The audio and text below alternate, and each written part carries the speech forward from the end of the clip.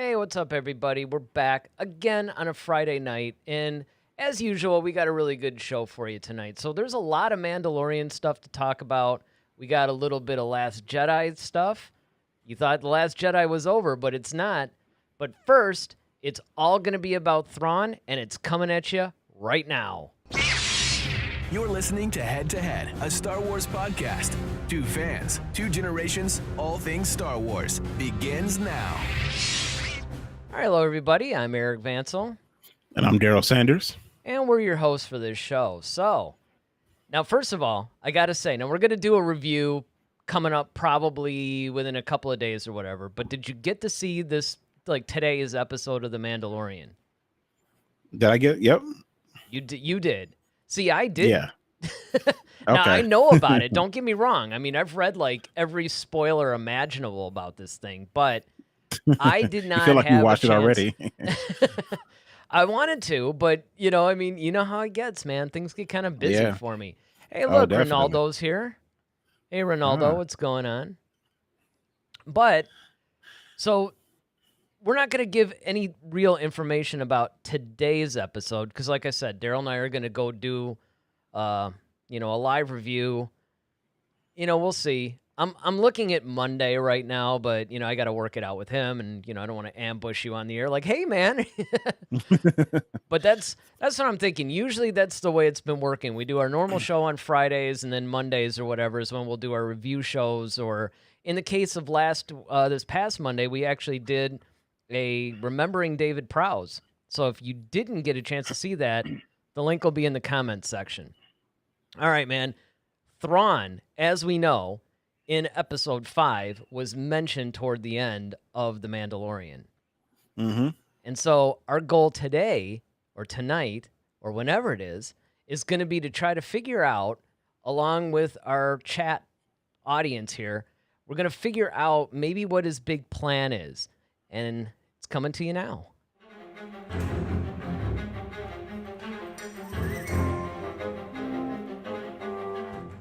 All right, so chances are, if you guys clicked on this video, this is a topic that you guys were looking to see. It's what we actually called it. What is Thrawn's big plan? All right, so now you basically put our outlines together. I love how I get to throw you under the bus every week. It's like one of my favorite things to do. Like, you're the one that did it, so you're the one that should kick this thing off. Because remember, guys, this is basically a discussion between us and you and everybody that's watching the rebroadcast. But get us started, man. Yeah, I mean, I'm just really curious of what his plan might be. That's it. No, but oh, you should have seen the look of horror on my face. I was like, is he serious? I literally thought that you were just gonna end it right there, and that was it. But you know what, though? You don't like that bus heading towards you, huh? No, but this is what happens. Like, the couple of times where it might be like the day of the show or whatever, and you'd be like, man, I got to go out of town, or I can't do it tonight or whatever. That's when it gets really interesting. That's why I started getting Dave and other people on here because, after I'm like, okay, cool, I got to redo the graphics or whatever for a single person, I started thinking about it like, man, I actually have to carry this whole show.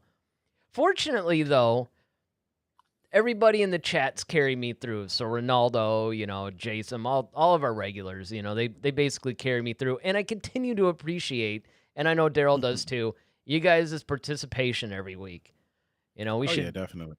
At some point, we're going to start, like I said, I'd like to do a Patreon thing or something to where we could start showing a little bit of appreciation for our regular viewers.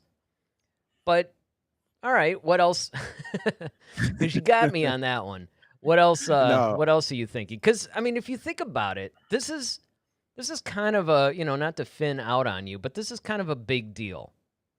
Oh yeah, definitely. I mean, that's what's been kind of hitting up, the different forms of social media and forums and chats and things like that. It's everybody's like, whoa, did you hear that Thrawn is, was mentioned, Thrawn is coming. Actually, that was like the title of somebody's thing, like Thrawn is coming. I started to use that for hours, but then, we just our luck.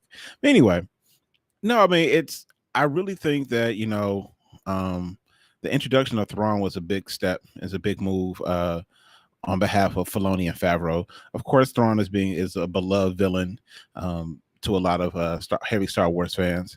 And for those who haven't had a chance to meet Thrawn or read anything about him, I'm sure that, with Filoni and Favreau at the helm, they'll definitely get a dose of him, and they'll soon quickly understand why we love Thrawn.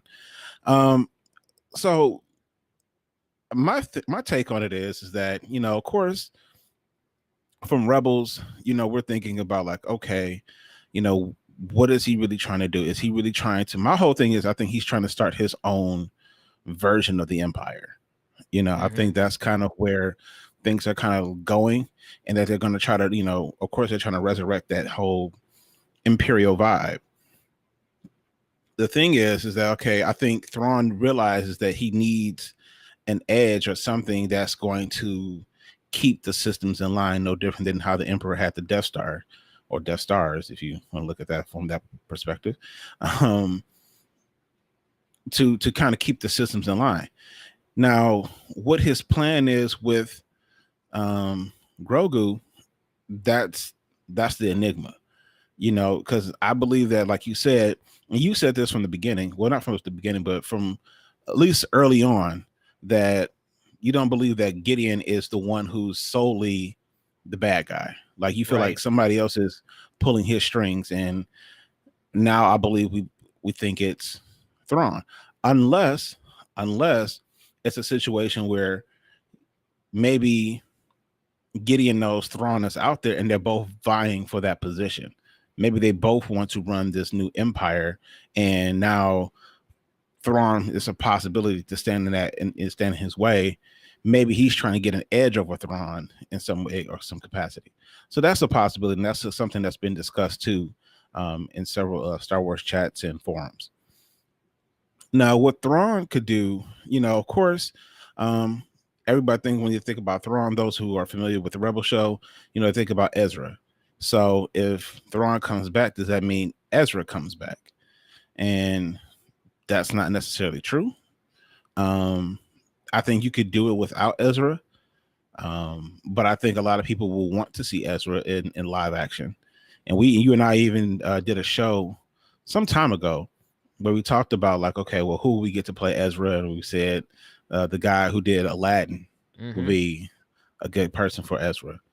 So as far as his whole mission, his whole plan, I mean, I think, like any, dictator is basically control, but it's just more so less how he's going to control. And I'm just really curious of where Grogu fits in this whole scenario. Coming off the fact that in Rebels, he went up against Force wielders like Kanan and Ezra. So maybe he's looking for an edge in that regard.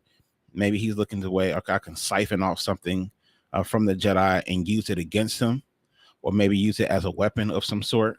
Like, maybe I can weaponize the Force in a way. So that's something that honestly would be cool, because we've never seen that done, really. I think they were trying to somewhat do that. I think that was a Clone Wars. Yeah, that was a Clone Wars episode with the Dathomir Witch, when she was siphoning. They had that machine that was kind of siphoning the Force from one, like, remember them? Yeah, I do remember that, actually. So I remember they were trying to, like, siphon, like, the life force out of that one little council group or whatever, and they were trying to maybe imbue some other beings with the Force. So, but I think that would be an interesting twist, though, if they actually found a way to weaponize the Force, like use, as they call it on the show, the M gene, or the midichlorian gene, to, like, okay, well, maybe we can use this to manipulate stuff to our advantage, and we can use that as to maybe come up with a Force army, which would be cool. We've never seen anything like that, and it seems like they're already kind of in that alchemy kind of vibe anyway, because of Gideon. And I won't get too much of today's episode, but we finally see those troopers in action. Yep. Yeah, those Death Trooper guys or whatever. Or Dark Troopers or whatever. Troopers. The thing about it, and this is what really interests me, and again, man, I mean, you brought up so much stuff. There's so much I have to say about all this. Yeah, go ahead, man. Which is good. Well, before I do, Ronaldo just popped in with a couple of comments. I was going to say exactly what Daryl said. Well, there's a surprise. I think Thrawn wants to create his own organization to rule the galaxy. We know that the magistrate worked for him, but she did not have the appearance of a member of the Empire. That's a good point. Yes, that's a very good point. And again, this is where it all comes back to, because once you actually know the whole Thrawn backstory, basically, and again, kind of like Daryl said, if you didn't really catch anything about Thrawn or whatever, there's a lot of books and stuff that you can read now that are actually in canon. There's the Thrawn trilogy that includes Thrawn Alliances, and then Thrawn Treason. And the book that I'm in the middle of reading right now, actually, I'm probably about almost halfway through. And it's called Thrawn Ascendancy, Chaos Rising. And it's going to be another trilogy, but it's kind of a prequel. And it's really cool. I mean, it's a really, really cool book. I was really surprised. I mean, I'm reading that thing so quick because it is just so gripping. And it proves, by the way, that you can have a story that has none of the original characters, no prequel trilogy, guys, no original, no sequel, nothing from, like the Old Republic. It's all brand new characters. I mean, they've been introduced in some of the other novels that have Thrawn in it, but essentially, these are all new characters, and it's every bit of a gripping story as, as the other one. But let me ask you this. Did you actually expect Thrawn to be brought into The Mandalorian? Because it was like I said, you're right. I mean, I did say that somebody's got to be pulling the strings. And I mean, honestly, when you really think about it, Thrawn makes sense. But did you actually expect that? I didn't. Honestly, I mean, I'll put it to you this way. I didn't at first. Here's some of the things that kind of clue me in that something like that could possibly happen. I just wasn't entirely sure. Was when we start seeing the New Republic mentioned a lot, and as far as taking control. Yeah. So they even mentioned in today's episode, like, the New Republic, is control. They, if the Empire couldn't control it, what makes you think they can? And so, to me, it seems that because Thrawn comes from like the unknown regions area and the Outer Rim area, like I could see why that would be no pun intended, a space for him to operate in, if you will.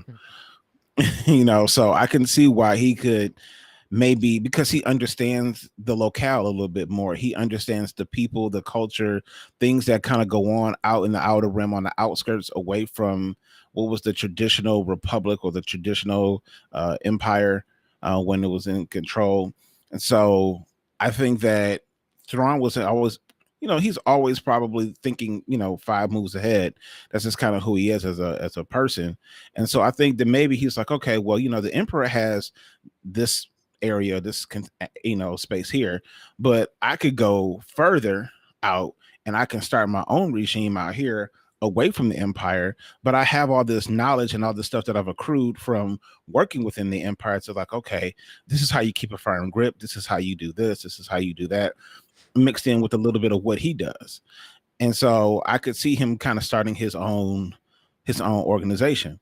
But now with the Empire pretty much in shambles, and basically on its last legs, if you will, now it's a perfect opportunity for Thrawn to kind of come in. It's like, well, they're already crippled, but there's still some structural things in place that if I come in and I've already been established in the Empire anyway, I could just come in and just ascend, hence the book, to that new place.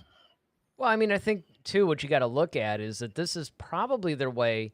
Again, one of the things that I've noticed about The Mandalorian that's actually really cool is Filoni and Favreau are trying to right-size everything.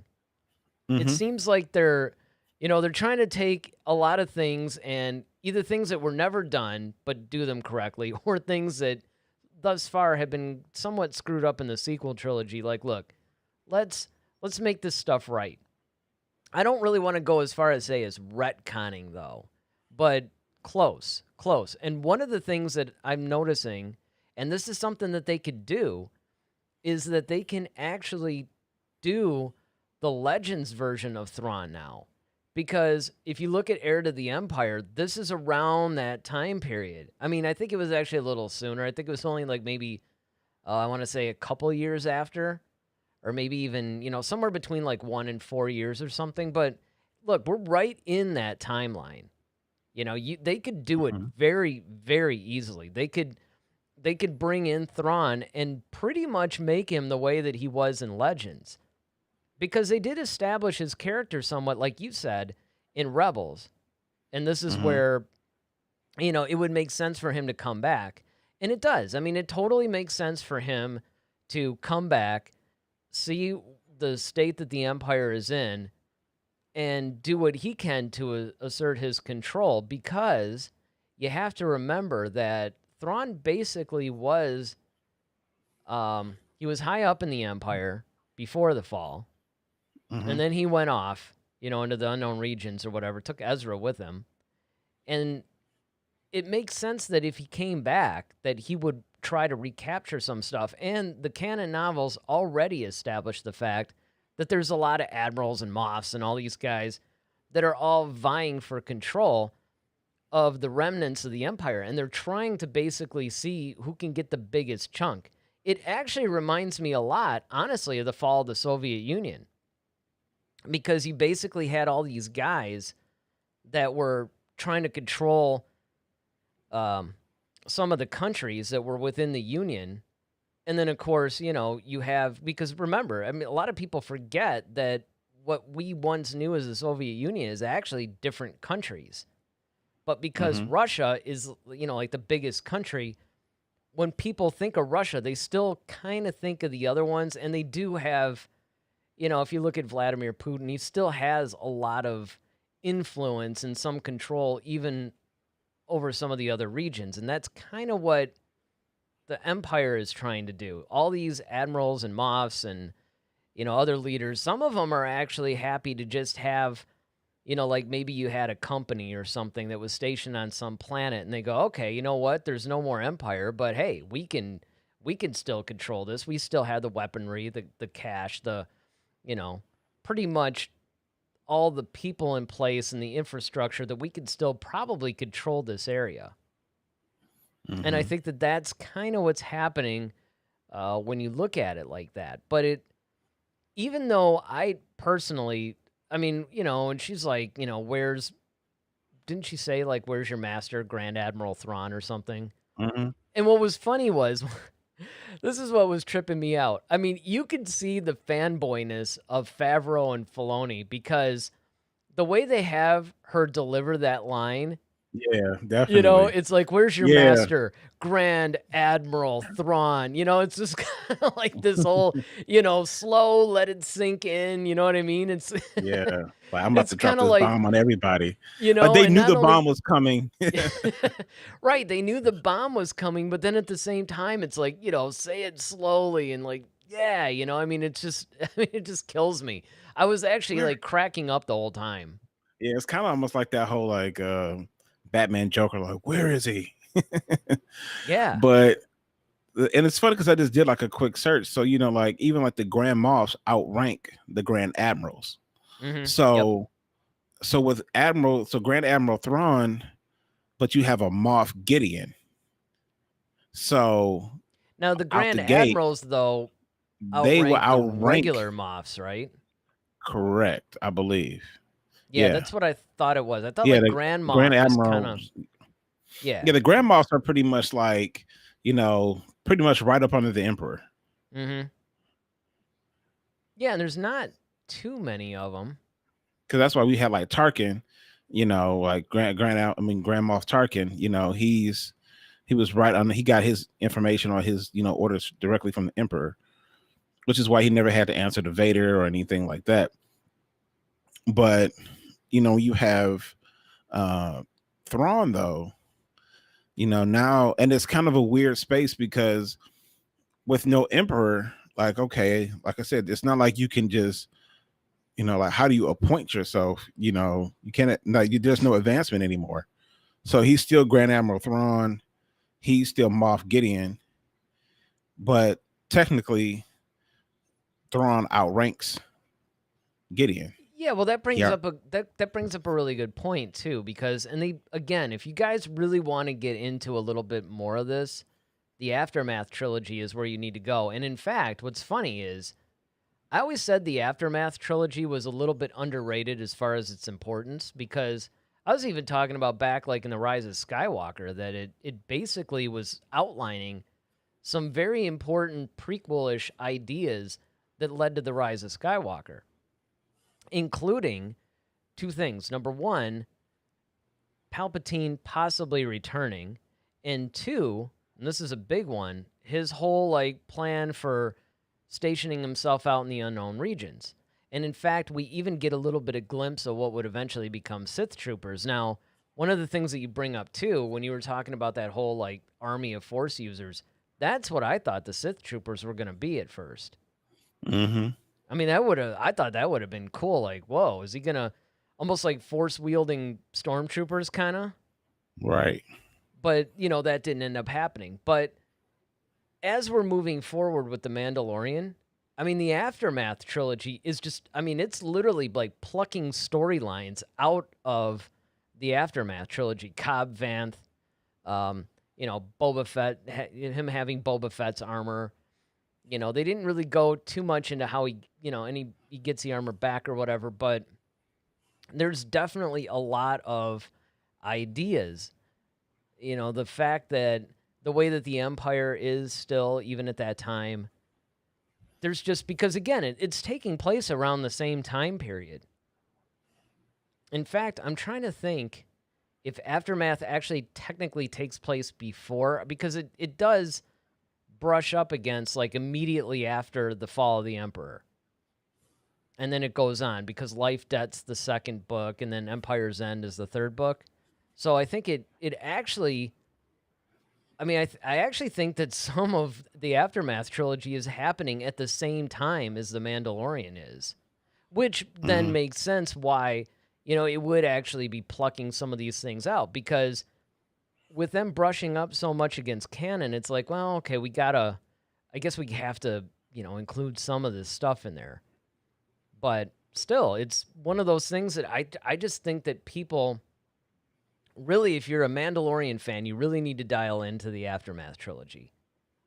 And it's true that you can get a lot of really cool storylines going with Thrawn, because Thrawn becomes a very important part. He's really the only one that you can imagine who could take over for the Emperor or Vader or somebody like that. And it's not necessarily because, or I should say totally because of the way that he's portrayed in Rebels. A lot of it has to do with, you know, his Legends books. And without question, it has a lot to do with the books that he has, you know, now in the new canon. But again, I just think that it's really, really cool, but it's going to be interesting to see where they go with this. Yeah, I mean, I definitely hear you. You know, I mean, I think the Filoni and Favreau are definitely tapping into those stories because, I mean, one, they make great stories, and they're beloved by fans, and so I think they're giving us enough fan service with that. You know, for those fans who who read the books and who like really are into those type of characters, and you're seeing like, okay, like how can we fit this in this world? And quite frankly, you know, like we've often said, there's 30 years between the events of Return of the Jedi and Force Awakens. So there's a lot of time that you can really truly cover, and you can tell a lot of stories. And I'm sure there's a lot of regimes that took over for a period of time and then they lost, and then another group took over and then they lost. And, you know, there's a constant pull because you don't have one central, and that's the thing about the Emperor. Like when you really start looking at it, you see how not only just brilliant he was, but just how strategic he was in making sure that everything, he left really nothing to chance. He kind of always had a plan of a plan of a plan. And there was almost like nothing that you could really like outwit the Emperor on as far as like strategy, because he's been thinking like 12 moves ahead since the beginning. And so now when you well, what's interesting to me, and this is what's going to be really weird for me to see, is you have to figure, and they did allude before season 1 came out of The Mandalorian, they did allude to this a little bit. I mean, even though I think it was more, again, because they knew The Rise of Skywalker was coming out. But what's interesting to me is, when did the Empire transition into the First Order? And that's what I'm saying. I think we're going to start to see that progress. I think that's where we're kind of getting at. I think we're going to see their shift in things at some point. Like I think by the end of Mandalorian, and it could be, you know, they're telling different sections of it. So in my mind, I'm thinking like, okay, maybe the Mandalorian is supposed to tell the first part of it. Oh, then and another series could come in. Yeah, that's exactly. True. And fill in the other part. So then now you have like maybe the Ahsoka series kind of shows like, okay, well, this is where the galaxy is here. And now we're seeing like, okay, well, now the beginning of this whole First Order thing is starting to come about.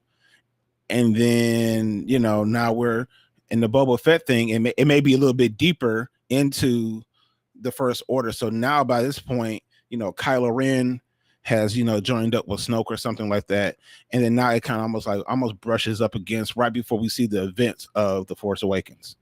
Well, and it could be. And I mean, the thing that's important to remember too is, again, the Aftermath trilogy, I wish I can remember the actual timeline, but it covers pretty close to when the Return of the Jedi actually ended. Like the whole fall of the Empire, like pretty much directly after that. And then, of course, it goes into far beyond where even The Mandalorian is right now. Because Empire's End actually ends pretty much, you could see the seeds of the First Order happening at the end of that book. So it's going to be, and again, I also want to get to a point that you made, and Ronaldo had actually supported you on it, about Thrawn actually starting his own organization. But before I do that, Ronaldo says, perhaps Thrawn is in the unknown regions with Palpatine assembling what will become the Final Order. Yeah, I thought of that too, actually. I thought that was one of those things where they could tie in, because I think one of the things that you have to really focus on is, and again, I mean, I hate to keep beating a dead tauntaun here, but you see? But that's what you did there. Exactly. But, I mean, again, the Aftermath trilogy is becoming more and more required reading if you're really into The Mandalorian and basically this timeline, because it deals a lot with the fact that Palpatine had a plan. There was a definitive plan. It wasn't, I mean, let's be honest. Colin Trevorrow wasn't going to bring Palpatine back from the dead. Okay, right. But JJ did. But when JJ did it, it wasn't solely based on, hey, you know what? Things are going south. Let me just go ahead and, you know, break glass in case of emergency and bring Palpatine's rotting corpse back out so we can make another $1 billion. It's not totally that. There was some setup in the books that was happening, I think, before JJ was even really brought back to direct or write or whatever The Rise of Skywalker. So I think it's really important that people remember that Palpatine's plan was actually in motion. He had made contingencies for his supposed death, and it could very well be, as Ronaldo points out, that he's there with Thrawn, because remember, Thrawn went to the unknown regions, and that's where Exegol is. So there's definite canon support for Thrawn actually going out, meeting up with Palpatine. Okay, everything went south. Let all the remnants of the Empire fight amongst themselves, and meanwhile, we'll build a First Order. And then we'll build a Final Order. Because that's the other thing you got to look at. You know, when in Palpatine's plan was the First Order supposed to become the Final Order, and did that become accelerated due to what Rey coming out and all this other stuff? I mean, again, it kind of blows because there's a lot of questions that are left unanswered. And let's face it. Go ahead. No, That's I'm what I just saying love like one about of the delay about when we're doing it like this and you're not in the studio. well, I mean, that's what I'm saying. Like one of the major things though is that, you know, how do you why would you have a first order and then a final order? Like, I why don't you just know. have the final order? And that's just Right. it. Like after your empire thing, like why would you do another stage before another stage? Well, that's part of what really kind of, I don't know, it really confuses me a little bit, and that's why I say it's like, again, neither one of us are Star Wars apologists. I mean, we'll call Star Hmm. Wars out. We'll call Lucasfilm, Disney, whoever, a director. I Hmm. mean, if they do something stupid, we're going to say it. You know, Right. we're not the guys that are just bowing at the feet of Star Wars every 5 minutes. But we do legitimately love the franchise. And because of that love and because of the fact that, you know, Star Wars is kind of like the United States in the sense that sometimes Star Wars will make boneheaded decisions, but you know down the line they're going to eventually do the right thing. Right. Usually. So the problem is that we really don't know enough information about the time leading up to the First Order and then the time even leading. I mean, yeah, we know The Force Awakens up until the Rise of Skywalker, but what was it, like 2 years between Last Jedi and Rise of Skywalker? Was that the deal? I don't think it was. Or maybe it That was was 1 maybe like a year? year. Yeah, I thought it Yeah, was it like a might have been a year. year. Yeah, it might have been a year. You might be right. I think you're right. I think it was a year. But again, I mean, it's one of those things that we really need more information about why the Empire became the First Order. Because again, I had the same questions that you did about, well, why not just an order? Because if you say First Order, I always thought that that name was really weird anyway. You Hmm. know what I mean? It's like First Order. I mean, I honestly thought it was just going to be the Empire, and then the Empire just rises again or something. But then when they started calling themselves the First Order, and then, you know, the rebellion is now the resistance, and yeah, I was just kind of like, you know, this is sort of like them trying to separate themselves, I guess, from the original trilogy, but still, it really didn't make any Hmm. sense. And if you say First Order, that implies there's going to be a second Multiple. or a third. Right, All right. exactly. Now, of course, they just were like, screw it, let's just go right to the final order. But it does make you wonder, though, because was Kylo like screwing up so bad that Palpatine was just like, yeah, let's just do the final order now? Yeah, I mean, I think unless, like I said, you know, Palpatine being Palpatine, I mean, unless there was something established, um, and in between, let's say, like you said in the Aftermath trilogy, where some regime stepped up, and I'll just say Thrawn. Let's say Thrawn is the one who started the First Order or whatever, and let's just say, like, okay, Palpatine ultimately knew he was coming back. And you Mm-hmm. know, Palpatine really doesn't like to be succeeded by anyone. So his whole thing is, um, now honestly, I wouldn't have called it the final order. To me, what would have sounded better and would have had carried more weight to me is if it went from the first order to the Sith order. Yeah. Now, see, that sounds cool because now it's actually now he's not there's no pretense. He's like, look, I'm a Sith Lord. I got the power. You know, I got Sith troopers. You know what I'm saying? Like, Well, he it's might almost as kind of like well be. Batman. Yeah, I mean, that's what there'd I'm be saying. no Like at point in this hiding point, it like anyway. everybody knows. You know what I'm saying? Like Well, sure, everybody because knows there who was Palpatine like, was at this point. So it's just well, like there's no sense of hiding, you know, all this whole oh, you know, he's this old wizard sitting in the back somewhere. It's like, no, like, okay, I can understand if Thrawn came out with the first order and like, all right, you know, let's just say while Palpatine was getting his stuff amassed and kind of prepped and ready to take over, he's just like, okay, well, I see they're trying to kind of doing what I was doing, but of course I see the flaws. It's not going to work. I'm going to come in and take over, you know, and everybody has to either get on my ship or you got to go, which that would make sense. mm-hmm. Well, but again, and this is another thing that, I mean, it drove me nuts about the Rise of Skywalker, actually. because people are over there, the Jedi, who are these guys? Or were they a myth? Were they real? And yet, in The Rise of Skywalker, they're throwing the term Sith around like it's common. I'm like, wait a minute. The Sith were a little bit even more rare than the Jedi, right? The Jedi, there's like tens of thousands of these guys running around. The Sith had been extinct for like a millennia. Okay, think about that. Like the Jedi, people go, yeah, but the Jedi hadn't been around for 30 or 40 years. I'm like, okay, that's 30 or 40 years. The Sith were extinct for like a millennia. Think about that. Okay, and then the Jedi come up and, they were even surprised. Like, wait, are you sure it was a Sith Lord? Because, they haven't been around for a while. I'm just saying. Well, I think, and we often said that one Sith is not just a religion, but it's also a race.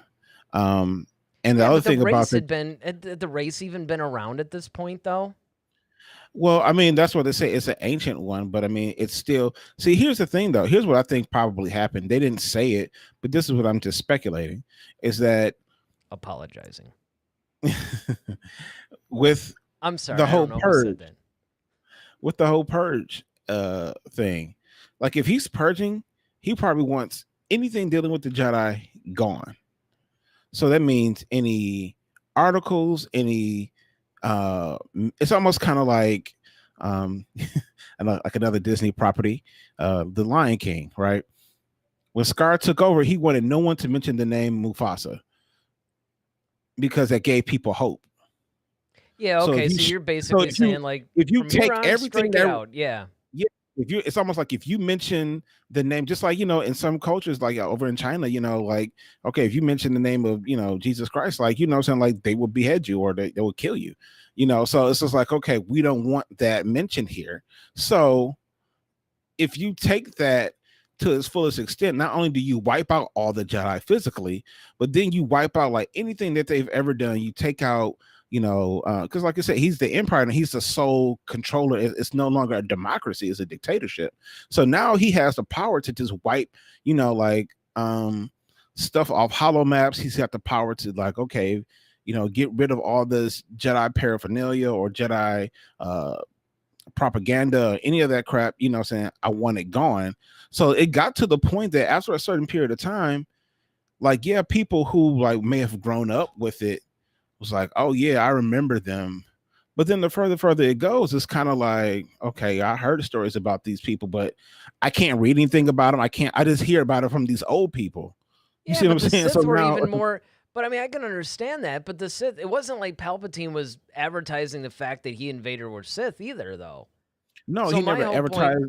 Right. So, I mean, but they're like throwing it around. And again, I could understand it if it were the race, but they're all like, oh, Sith language is like forbidden. The thing is, I thought that if I'm mistaken, I thought they did acknowledge that Vader was a Sith back then. Well, it wasn't Palpatine, but I thought they also said Lord Vader, because he was Lord of the Sith. Well, that's what they said in the action figure cartons. I don't know if they actually said that in the movies or anything like that, though. Well, no, in the movies they didn't. Well, I mean, of course, Princess Leia caught him. She's like, well, she said Darth Vader, but once again, Darth is a Sith name. Yeah, Darth is a Sith, and I mean, if everybody knew him as Darth Vader, which they did, then there is a small amount of room. Not saying very big, but a small amount of room that maybe, but still, everybody's familiarity with it. Again, Vader was legendary, so perhaps. Ronaldo says... man, he's popping up with a lightsaber all over. It's like, slow down. We got to let our chat guys in here. According to the Wikipedia, the first Aftermath novel takes place 4 years after the Battle of Yavin, while Life, Debt, and Empire's End take place 5 years after the Battle of Yavin. Which, before I put up his next comment, that's a good point then. Then what we're saying is the entire Aftermath trilogy takes place 1 to 2 years before The Mandalorian. I just want to put that out there. So then Ronaldo says, and I understand that The Mandalorian occurs 4 to 5 years after Return of the Jedi. It's actually 6 years. So what's going on here is that you have Aftermath, Life Debt, and Empire's End. And this is taking place about, well, actually, no, if it's 4 to 5 years after the Battle of Yavin, then, math. Now we have to figure out, well, wait, the Battle of Yavin, so there's like 1 year after that was like when Empire Strikes Back took place. Yeah, because I was just about to say, like, yeah, because the Battle of Yavin would be A New Hope, correct? Right. And that's how I'm saying this for anybody that doesn't know what ABY is. A long time ago, like back in Legends, kind of like how we would do ADBC kind of thing, they basically measure time. So they kind of have that frame of reference year 0 as the Battle of Yavin, the end of A New Hope. And so you'll see things like, 1000 ABY. That's like 1,000 years before the Battle of Yavin. So that's pretty much, it's an interesting way of how they measure time. But yeah, I just thought I would point that out for anybody that doesn't really know. So the whole Empire Strikes Back thing is about a year, I think. And then Return of the Jedi, though, probably takes place another year or two after. So my point being that I'm pretty sure that Aftermath, the first novel, takes place pretty much where Return of the Jedi ends. Maybe a year. Yeah. So, you're talking Mandalorian takes place like 6 years after Return of the Jedi, so it would probably be like more like 9 to 10 years after the Battle of Yavin. Oh, okay. See what you're saying. See what I'm saying? Yeah. Because you have to factor that in. When you say the Battle of Yavin, this is A New Hope. You have to factor in the time. Right. With Empire Strikes Back and, Return of the Jedi and the years in between that. So 4 to 5 is like right after Return of the Jedi, but then Mandalorian takes place 6 years after. So we're not even talking about Battle of Yavin. We're talking about Return of the Jedi. Right. So 6 years after that, which would then, if you were to say after the Battle of Yavin, that would be 9 to 10. Gotcha. Now, if anybody like, I don't know, say Ronaldo wants to be really cool really quick, you can always look up how many years after the Battle of Yavin does the Mandalorian take place, so we actually have a definitive frame of reference here in our conversation. That'd be super cool. I wouldn't, my feelings would not be hurt. Let's put it that way. But these are the kinds of things that you have to pay attention to, simply because there's a lot of information that has to be filled in. And I think that one of the ways that they could easily do this is with Thrawn. Because we have, one of the things that makes Thrawn the perfect, I guess, lead villain for Mandalorian and beyond, honestly, I don't think they're going to kill him off. But the thing that makes him cool is the fact that he was actually around during the Clone Wars. Mm-hmm. And then, of course, it comes on everybody like the general fans' radar in Rebels. But we're still talking a little bit before Episode 4. So you actually have what I would call a more legacy character that can then carry us through. He would be somebody that would be acceptable as a lead villain. The problem with a lot of these other villains is that if they're too new, everybody's going to be like, okay, well, where was this guy then? Is he like basically the radar technician and now he decides he's a Moff? That's honestly, that's the problem, because if you have the Empire in such a disarray, you can have anybody rise up, and you can make up it like Gideon. They're going to make up some weird backstory about him because he's running around with the Darksaber, but, the bottom line is, and again, I know they can't chronicle every single officer that was in the Empire during the original trilogy. I get that. So you have to accept the fact that, look, there might be some guy who is every bit as powerful, but they just didn't focus on that particular person's story. Yeah, that stands to reason, because look what we got from Krennic in Rogue One. Like, we didn't know anything about Krennic until we saw Rogue One, and we just like, oh, this is the guy who was instrumental in making the whole Death Star thing happen. You got And then there's so many divisions. I mean, and that's the thing about the empire. You have so many different divisions. It's no different than like if you look at the US government, like, okay, you got all these different factions of law enforcement. You got the CIA, FBI. You always hear about the director of the FBI, but you still got ATF. You got, the Department of Defense. You got so many other, and there's probably other things that we don't even know about that, exist. So with Gideon being like an ISB, he's like the head of that whole regime. Sure, like, okay, he's the one who's acquiring information on all these different people, and he's kind of like the gatekeeper in his own sector. That's kind of where his thing is. But just like looking at the titles, like it seems like the Moffs are a little bit more of, the way I've looked at it, they're more administrative positions. They're more like, you're like, okay, I'm the chief operating officer of this division of, whereas the admirals are the ones, and the Grand Admirals, those are the ones who are just heads of the military. So they're like the heads of the like military, but then you have the Moffs who kind of like oversee the military. If that makes sense. Well, and here's the thing that I find hilarious, just to show you how they try to retcon all this stuff, which is so funny, is the fact that if you watch A New Hope and you watch that scene where Tarkin is talking to everybody, the whole, with "I find your lack of faith disturbing," when Vader chokes out, I don't think it was Mahdi. It might have been Mahdi. Yep. There's an empty chair there, and they said that that's where Krennic was. That's where he was supposed to sit. But because, he was killed, he wasn't there. Ronaldo says Mandalorian takes place 9 years after the Battle of Yavin. So there you have it. Now you kind of have a little bit more of a timeline as far as when this stuff takes place. And this is really important when they start jamming in all these characters, like again, Ahsoka and all these people.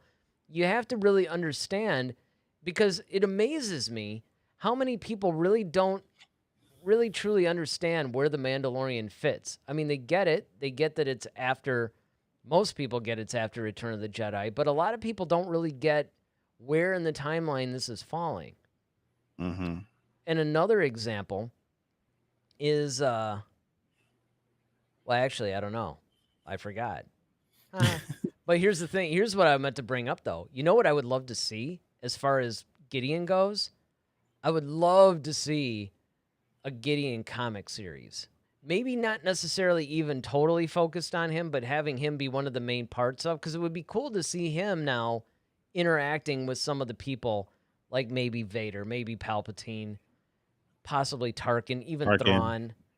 Thrawn especially, because it's kind of like if you're going to put Thrawn in The Mandalorian now, and he's going to end up interacting with Gideon, it'd be nice to see if maybe there was some interaction before. Yeah. Before all this stuff. Because, I mean, it stands to reason that if he was high enough up, and granted he was a Moff, but I'm going back to the fact that this guy ended up with the Darksaber somehow. So he's not your average Moff. Right. And you could tell that even just by the nature of his character now. So it's kind of like you look and you're like, okay, this guy's got to be somebody really important or really powerful. Maybe he was, who knows? I mean, Vader was always trying to train Force-sensitive people. It could come out that maybe Moff Gideon was Vader's secret apprentice. I mean, it sounds kind of strange, but it's no weirder than some of the... Sure. He's even got that same, like, armor kind of thing going. And what's up with that? Yep, no helmet, though. No, but I mean, you got... But he's got the body armor and a cape. Yeah, you look at that body armor and cape, and you're like, okay, man, are you just... I mean, is this playing dress up? Or are you just trying to, like, freak some... remind people of Vader and it makes you seem more powerful? Or is there more to it than that?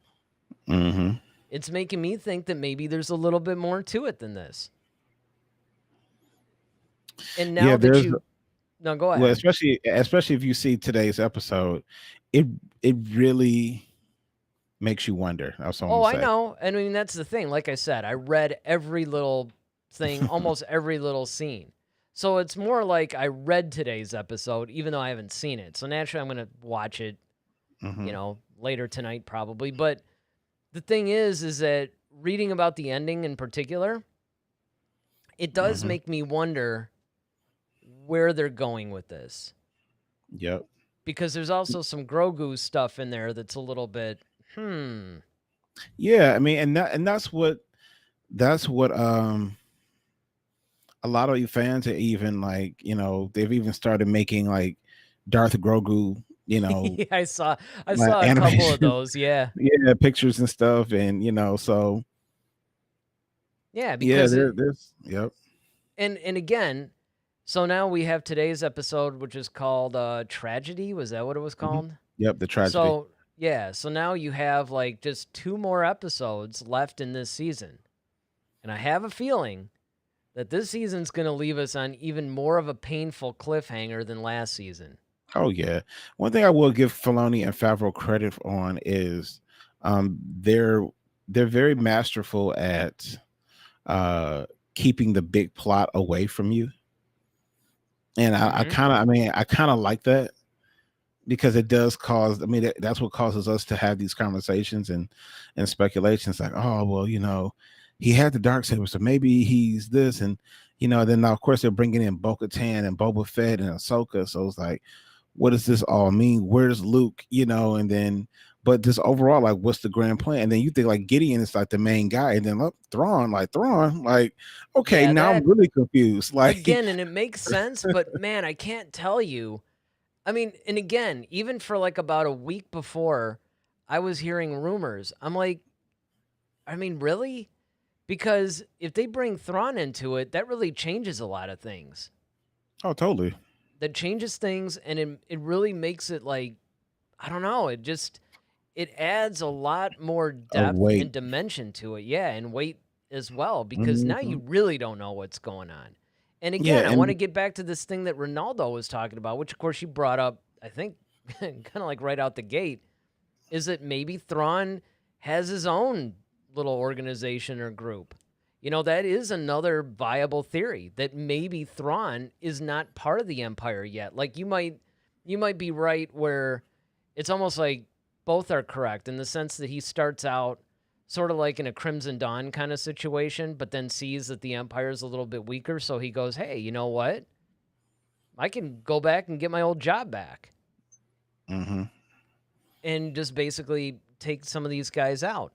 The beauty is, like you said, Favreau and Filoni are so good at giving us all this stuff, but yet telling us nothing about the main plot. Like, for instance, we're almost at the end of season 2.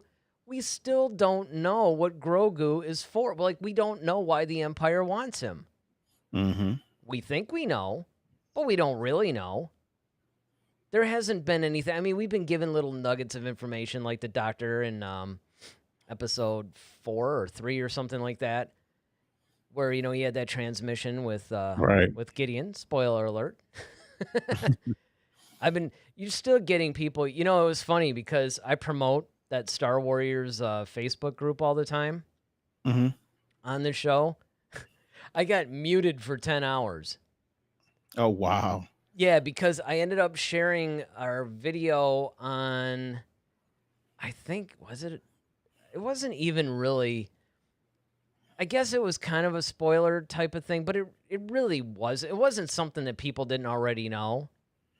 But they're all like banning me, saying, don't do it again, and I'm kind of like, okay.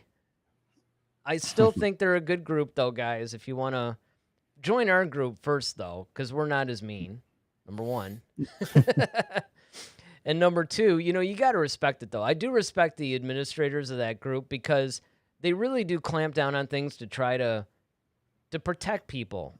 Yeah, to preserve it. Yeah, to preserve it and everything like that. I mean, that's one of the reasons why we used to actually do the Mandalorian reviews as the first Cantina segment on our show. But then I started realizing, and that's why I was glad that it wasn't on there for today, besides the fact I didn't see it yet, because it's a little too soon, really, to start. I mean, there have been a lot of spoiler reviews out there or whatever, but, by Monday, everybody's more or less seen it.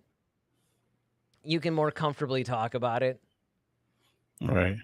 But again, I think you're right. I think that the whole concept of once you bring Thrawn into this, now we really don't know where this is going. Mm-hmm. And you got to wonder, because here's a couple of things that I was thinking.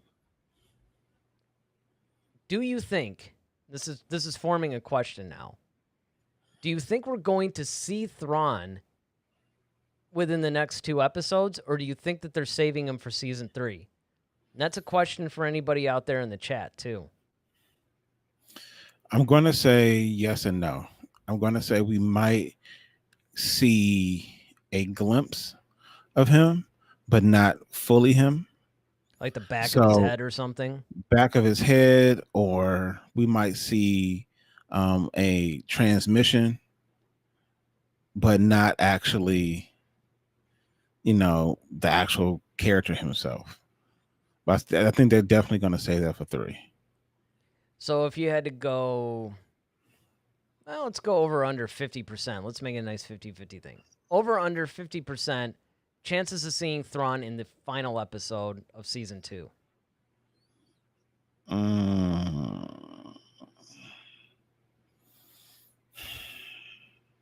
See, it's not easy. No, it isn't.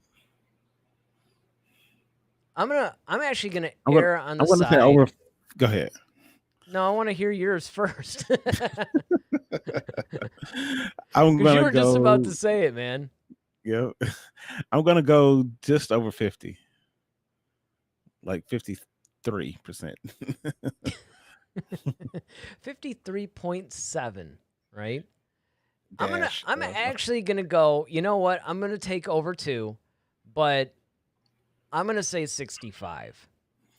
Okay. Only because the fact that, again, they could be setting Thrawn up for season 3. That's true. And we really don't know what kind of weird roller coaster ride we're in for episodes 7 and 8. Because look at the way it was last time. I mean, last season, it was going along, and then those final 2 episodes were just slamming. And they were long, too, if I remember correctly. Yeah, well, today's episode is actually the shortest one of season 2. Yeah, isn't it like 37 minutes or something? 33. 33? Yeah. Mm-hmm. Ronaldo says Ronaldo, yeah. Yeah, he's got 40%. 40%. So he's going under 50. Now, let me ask you this question. Do you think which would have been the better reveal?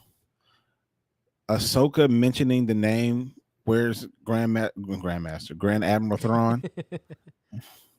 Or if we saw Thrawn at the very end, like he kind of turned and you saw the white coat, the gold epaulets, and then the blue skin. That would have been that would have been insane. That would have been, well, it's almost the same thing as the Darksaber. The Darksaber, right? That's why I was going with it. So which would have been better? Like they hearing the mention, where's the fact that that Thrawn's coming, or you drop Thrawn at the very end.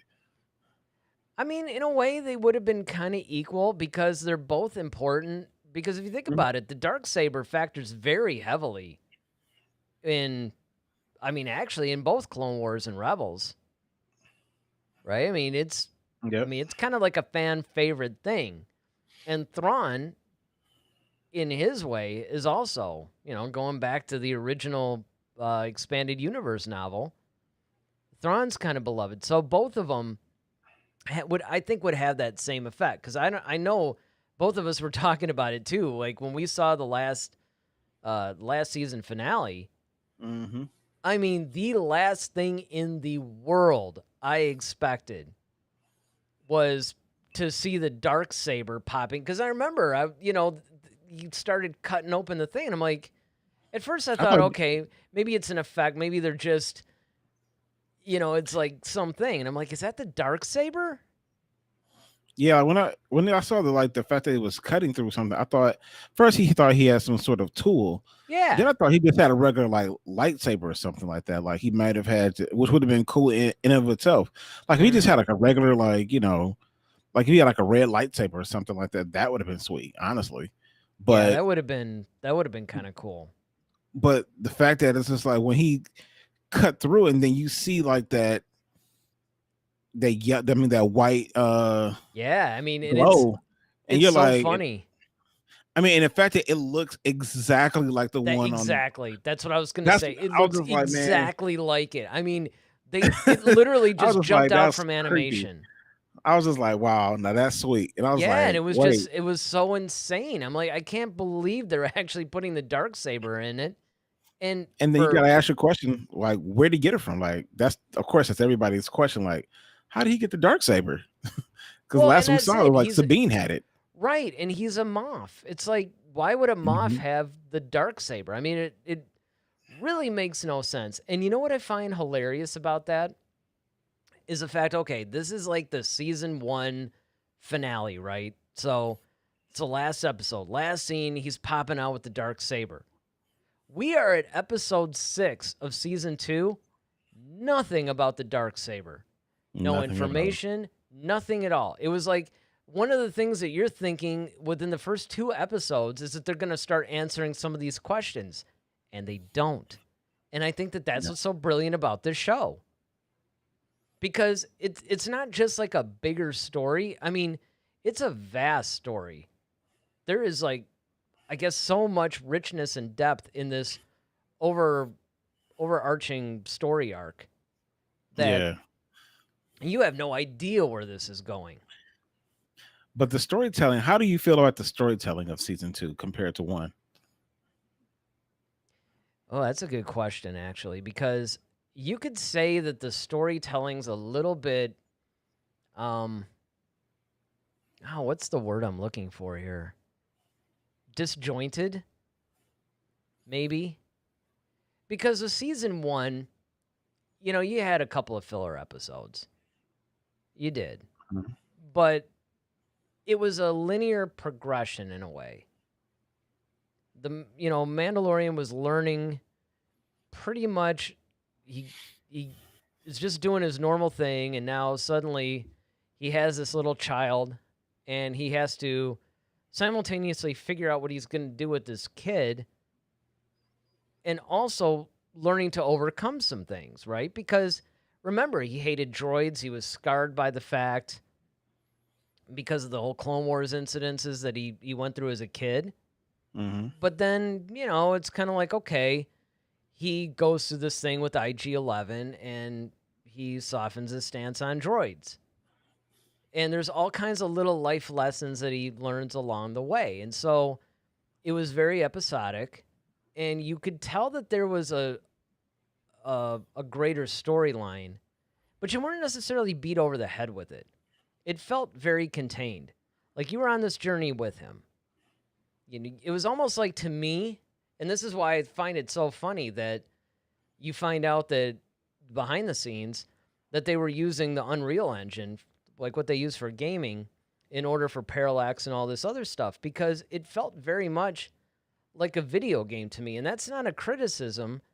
I just mean the fact that if you're playing an RPG game and you create this character and you're going to all these towns, you don't really know what to expect. You don't know what you're going to run into. You could either take on a major quest that has just overreaching ramifications to the entire storyline, or it might be just a little one-and-done side quest.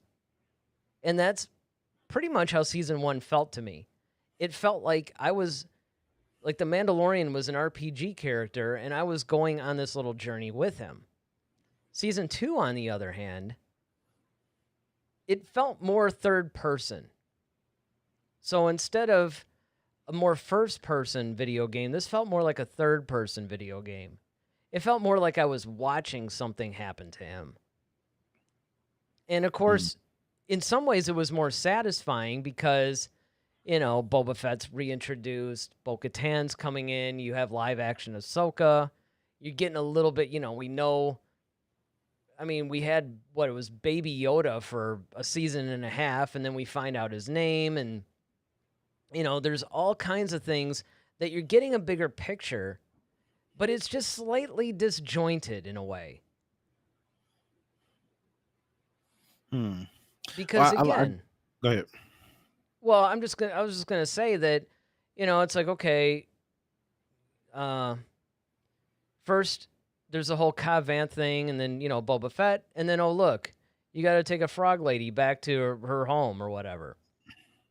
And again, there's still a little bit of a linear fashion to that, too, because it's more like, hey, for the next piece of the puzzle, you need to do this little side quest. Okay, now you get that piece, and now you got to do another side quest to get to the other piece.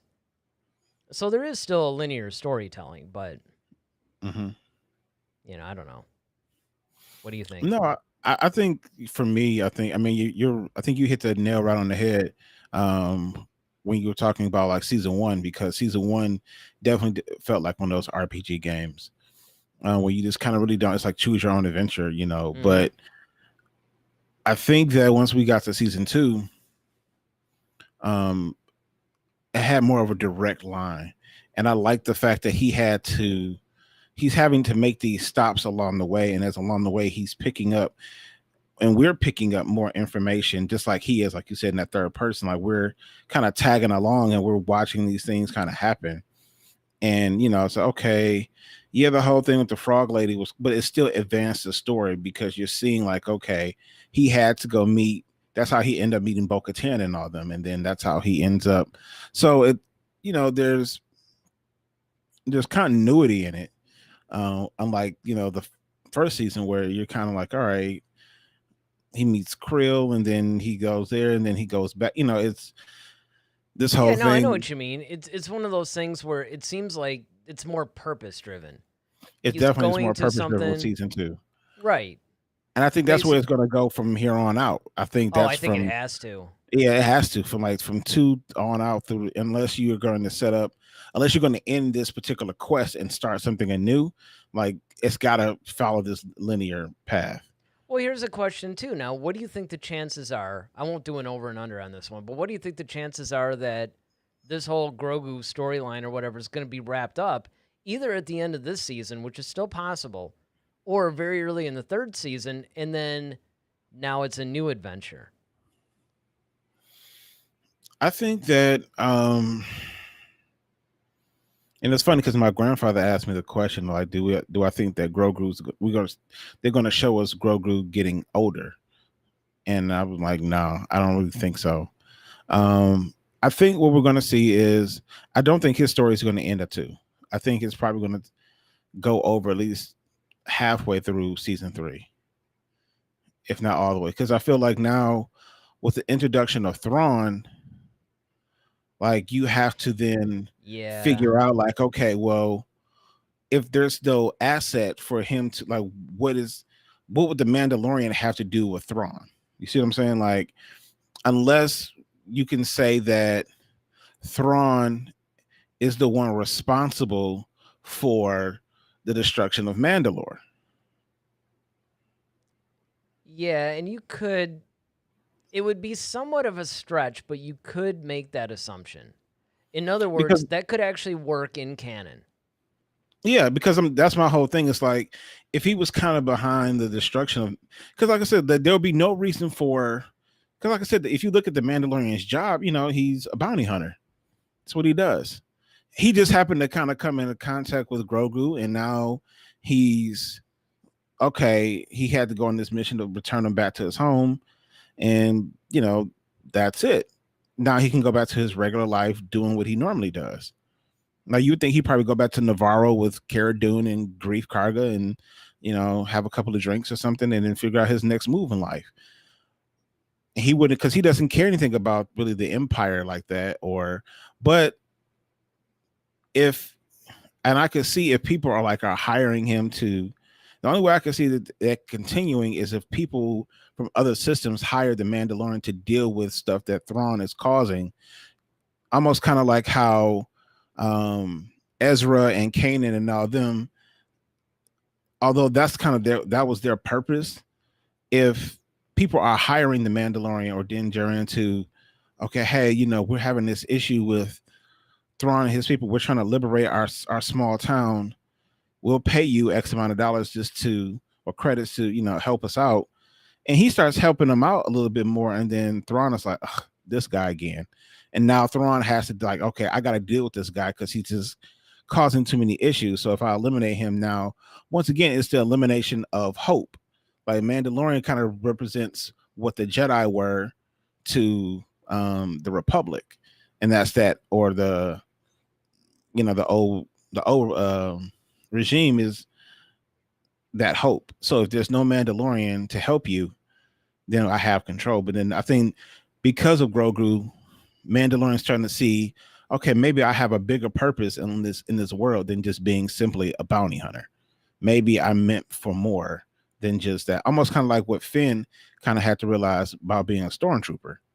No different than Han Solo had to realize before being as a smuggler.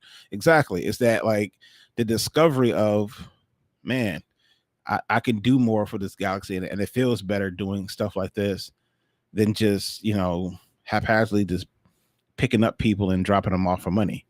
Well, it also makes me wonder too if Cara, because remember the New Republic were trying to get Cara Dune in and to join their cause again. Mm-hmm. And so it makes me wonder if maybe they'll do something like that. And then of course, I think that you really hit a really good it was a really good analogy when you compared it to the crew of the Ghost in Rebels. Because it really is a lot like that. I mean, the way that the Mandalorian's going on these different adventures really reminds me of Rebels in that sense. Because yeah, they were part of the rebellion, but that didn't happen until later, if I remember correctly. They were more or less just, I mean, they weren't really smugglers per se, but they were just kind of making their way around the universe, like Django once said. Yeah, they're kind of just more like the A-Team. They're just kind of like mercenaries or hired, just trying to liberate, because they just didn't like the Empire, so they were just trying to help people who couldn't fend for themselves. And then they ended up through, oddly enough, Ahsoka partially and some others, Mon Mothma and all that, to become a part of the Rebel Alliance officially. Because in a lot of ways, you could compare them to almost like Saw Gerrera. Yeah. Because originally Saw wasn't part of that stuff, but then he kind of aligned himself with it a little. And then he always operated a little bit on the outside of the official Rebel Alliance. But and that's the way the crew of the Ghost did as well. And I think that that's sort of what Din Djarin is more or less doing as well. Is just, he's not really a bad guy, but he's not necessarily fighting for the New Republic either. But he could very well, it could start out to where the things that he's fighting for are the same things that the New Republic is fighting for. And then therefore, eventually, he might go, our paths are somewhat aligned. And maybe we can do that. And that would be cool. And I mean, right now, it's such a great time because there's just so much speculation that you can do for the Mandalorian now. I mean, it's amazing what this show has been able to do. Definitely. I can't get over how amazingly well Favreau and Filoni have handled this whole show. Yeah, and this is why you just constantly want more context specifically from them, because it's like it feels right. Yeah, absolutely. It feels right. But what about you guys? What are you guys thinking? What do you think that Thrawn's big plan is? And do you like the direction the Mandalorian is going? And I know I'm throwing all these questions at everybody. Do you think that Thrawn will make his first appearance at the end of season 2, which is like in a couple of weeks? Or do you think he's going to be saved for season 3? You can still chat. Or if you're watching the rebroadcast, let us know in the comments section below. And while you're at it, if you like this video and you want to see more videos by us, don't forget to subscribe to our channel, hit the like button, and then also hit the bell for notifications for when we come out with new videos. Because we're actually starting to churn out a lot of new content now. All right, well, enough of the niceness. You ready to do a little battle? Let's go for it. All right, let's do it. What do we got next? Next, we have Duel of the Fates.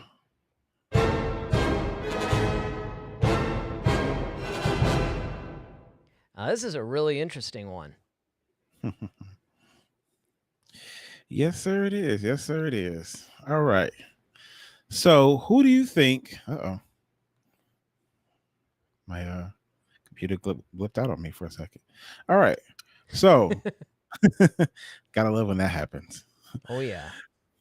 So, who would you rather see to make the Mandalorian cameo, as far as dealing with little Grogu, Mace Windu or Luke Skywalker?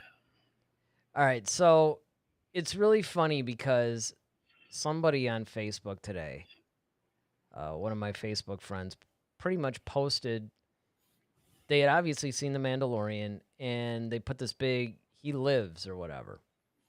Mm-hmm. And of course, I knew exactly what they were talking about. I mean, it's not like that's a mystery. We saw earlier in the season. But honestly, I have been hearing a lot of rumors about Mace Windu lately. Mm-hmm. Like, there's been a ton of videos and a ton of leaks and sources or whatever that are talking about Mace Windu. And I honestly, at first, when I saw that post, because I thought the whole Boba Fett thing, we know, I mean, it's common knowledge. I thought that it was referring to Mace Windu.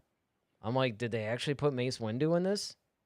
Because if they did, that's going to be incredible.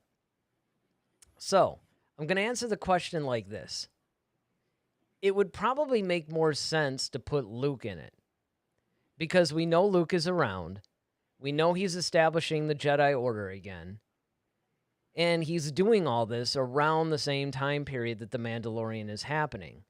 So it totally makes sense, especially if Grogu's sitting on this little stone and kind of reaching out with the Force, that it's going to trip Luke. Like, Luke's going to be like, hey, I wonder what that is. However, how cool would it be for Mace to come out of hiding all these years? And especially because we know that little Grogu has a little bit of a dark streak to him. I think that it would be really cool for Mace. So personally, like story-wise, it would make more sense. I admit, it would make way more sense for Luke to be the guy. But if I have a choice between these two, I'm going to go with Mace because you can make it work. I think it would be cool to see Mace come back in this environment. I always loved the character of Mace Windu and wanted to see him in more stories. So I'm going to have to go with Mace. Okay.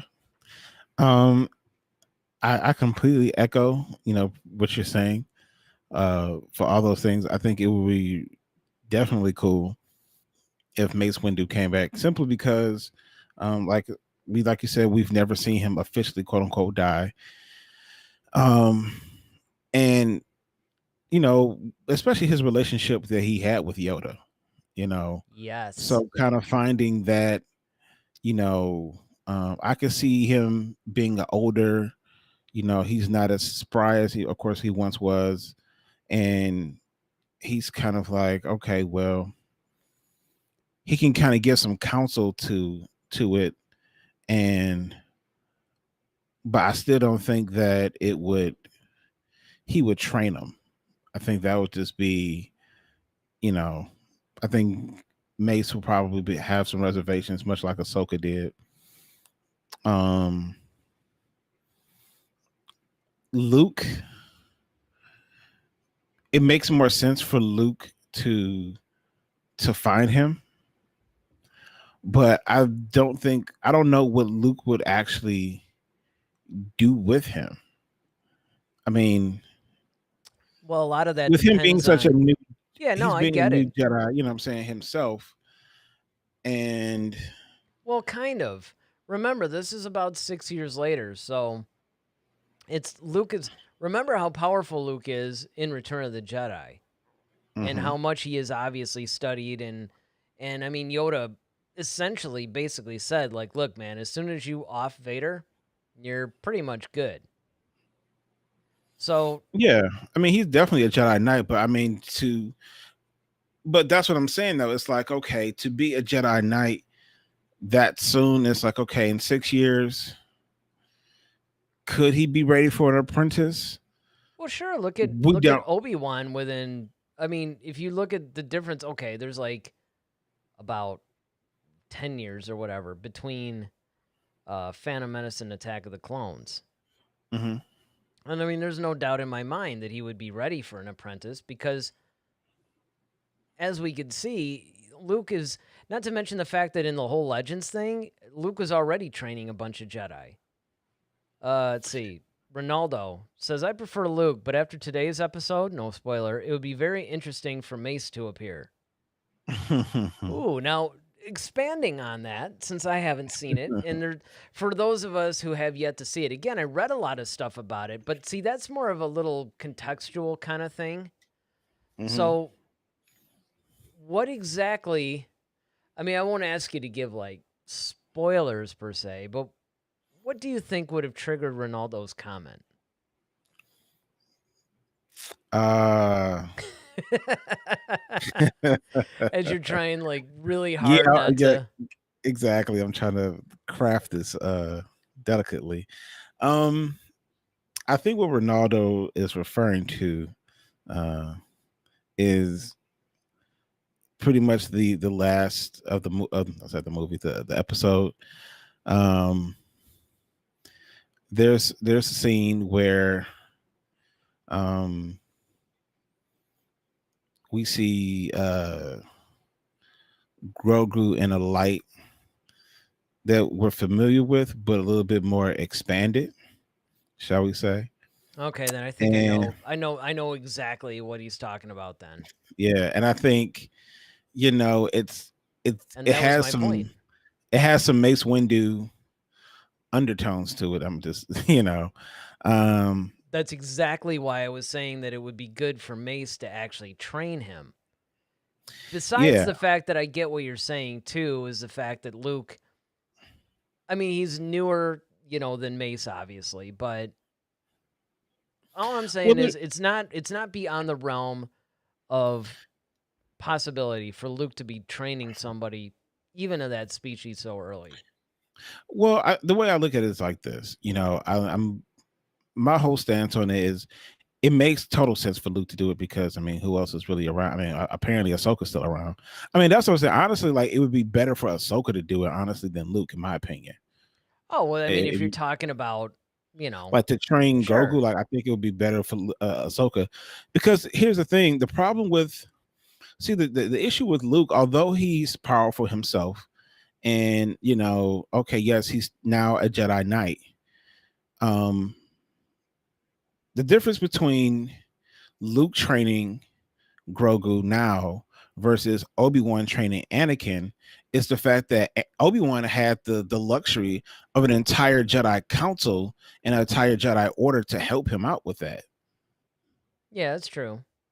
So it's like, okay, if he was like stuck on something, he could just run up to say, hey, Master Windu, or hey, Plo Koon, how do you do this? Or my apprentice is doing this. How, like, he was getting advice of being a master, just like, and that's what I'm saying. Like, he was still receiving instructions on how to be a master from masters, as opposed to like Luke, he doesn't have anybody to go to. Yeah, but I mean, if you think about it, though, that's the old Jedi ways. I mean, Luke, at least in Legends, I don't know how they're going to ultimately handle this in canon, because one thing they haven't actually done in canon yet is deal with Luke after Return of the Jedi and how he rebuilds the Order. Right, and that's honestly the story.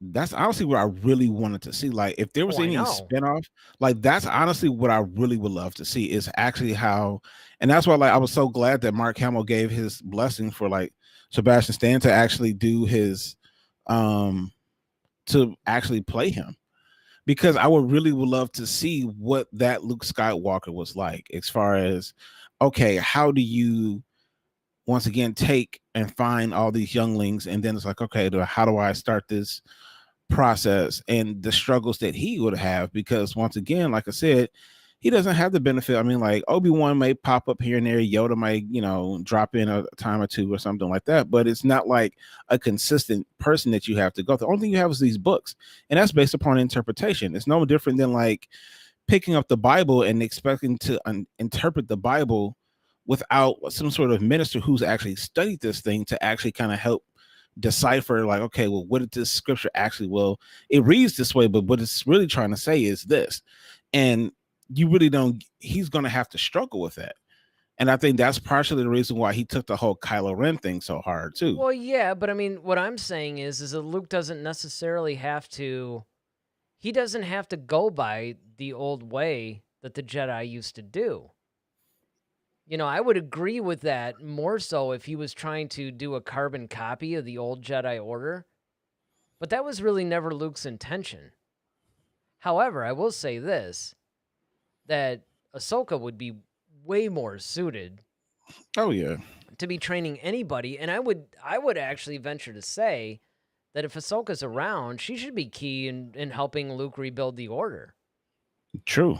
Honestly, I but mean, then, well, not really, because, well, I mean, okay, I understand that, but because she's been so well, I displaced know. from the, you know what I'm saying? Like she's, Yeah. yeah, I mean, Like like maybe she's that's been the away from last the thing order for she so wants long. to Like, do. yeah, it's like she's been kicked out, and then she's kind of just led this whole life without it this long. Like, why would I go back now? Just But then because again, that's what makes her the perfect person to help restart it, because she now can they're make it the not going to way. be weighed down. Yeah, they can make it the way more balanced, because, we'll get into this in a later story, but that's the whole idea. It's something that goes back to what you and I have always said. And, there's been people that have argued, but, and again, we'll bring this up in a future story here, but Filoni basically said balance is the default setting for the Force. Yeah, And it's different things that throw it out. So you get somebody like Ahsoka, and then you get somebody like Luke, who could also take the best of both worlds. I think that would actually be the ideal foundation for a new Jedi Order. but see, I could see a whole lot of conflict in that, though. That's why you get Mace. Even more conflict if you add him to it, because then, Yeah, well, because yeah. then it's like, okay, one, you got this basically like Jedi Grandmaster and Mace Windu. Okay, and then you got like Ahsoka, who basically was the Padawan of his father, and it's like, okay, well, where the heck were you guys when I was up here getting fried? Like, I Well, could have used you guys. You know what I'm saying? Like, and I was I could. going to bring it up.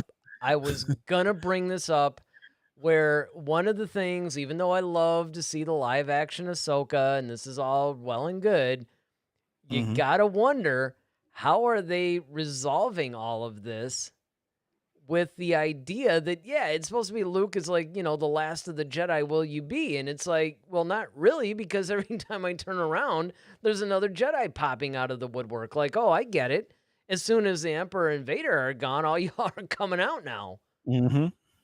It's Yeah. like, Like, hello, all y'all powerful weren't trying Jedi. to Remember help. me? I'm the little farm boy that actually went up against these guys and beat them. Where were Yep. you? I Yep. could have used, he totally could have used Ahsoka's help. Oh, definitely. Like I said, like, he's like, y'all want to shoot with me in the gym. So, but that's my whole thing is that, But if again, if they're gonna look, I get it, they're doing this to further the story. It's just like another thing. You get Sebastian Stan to play a young Luke, and hey, bring back Alden Ehrenreich to play Han. Now, Mhm. initially, I had said you could do up to A New Hope with Ehrenreich, and I would fully support that. I was having a little bit of an issue though after Return of the Jedi, because now it would be more like the Harrison Ford Han. But I could get over that because Ewan McGregor is going to come back and play Obi-Wan during a time that Alec Guinness would probably normally be playing him. But yet, if Alec Guinness were still alive, he'd be too old to play him. Well, I mean, that's the thing though. Like, honestly, like, I still think you can use Alden Ehrenreich because you can age him up a bit and see he would look just enough, because like you can't use Harrison Ford now. I mean, unless you seriously just de-age him. Well, they But I could mean, like, look. They got Michael Douglas. Harrison Ford actually still looks amazing for his age. Like, he could still fit in the oh old yeah. clothes. He's still in like rock solid shape. His whole thing, and he essentially looks the same. I was just watching parts of The Fugitive the other day, and The Fugitive was only 10 years after Return of the Jedi, and he still basically looks the same. If you dyed his hair and you de-age him, it would almost be like another guy that's around his age, Michael Douglas. Remember what they did with him in Ant-Man versus Wasp, or Ant-Man and Wasp, not versus, but you know what I mean? It's like, you could do it. It's just, do they want to spend the money to do it? The nice thing about bringing Ehrenreich back is that now you can actually truly just make all these movies on the adventures of Han and Luke and all that after Return of the Jedi. Yeah, he's younger. He can run around. He can have more of the, Yeah, you know.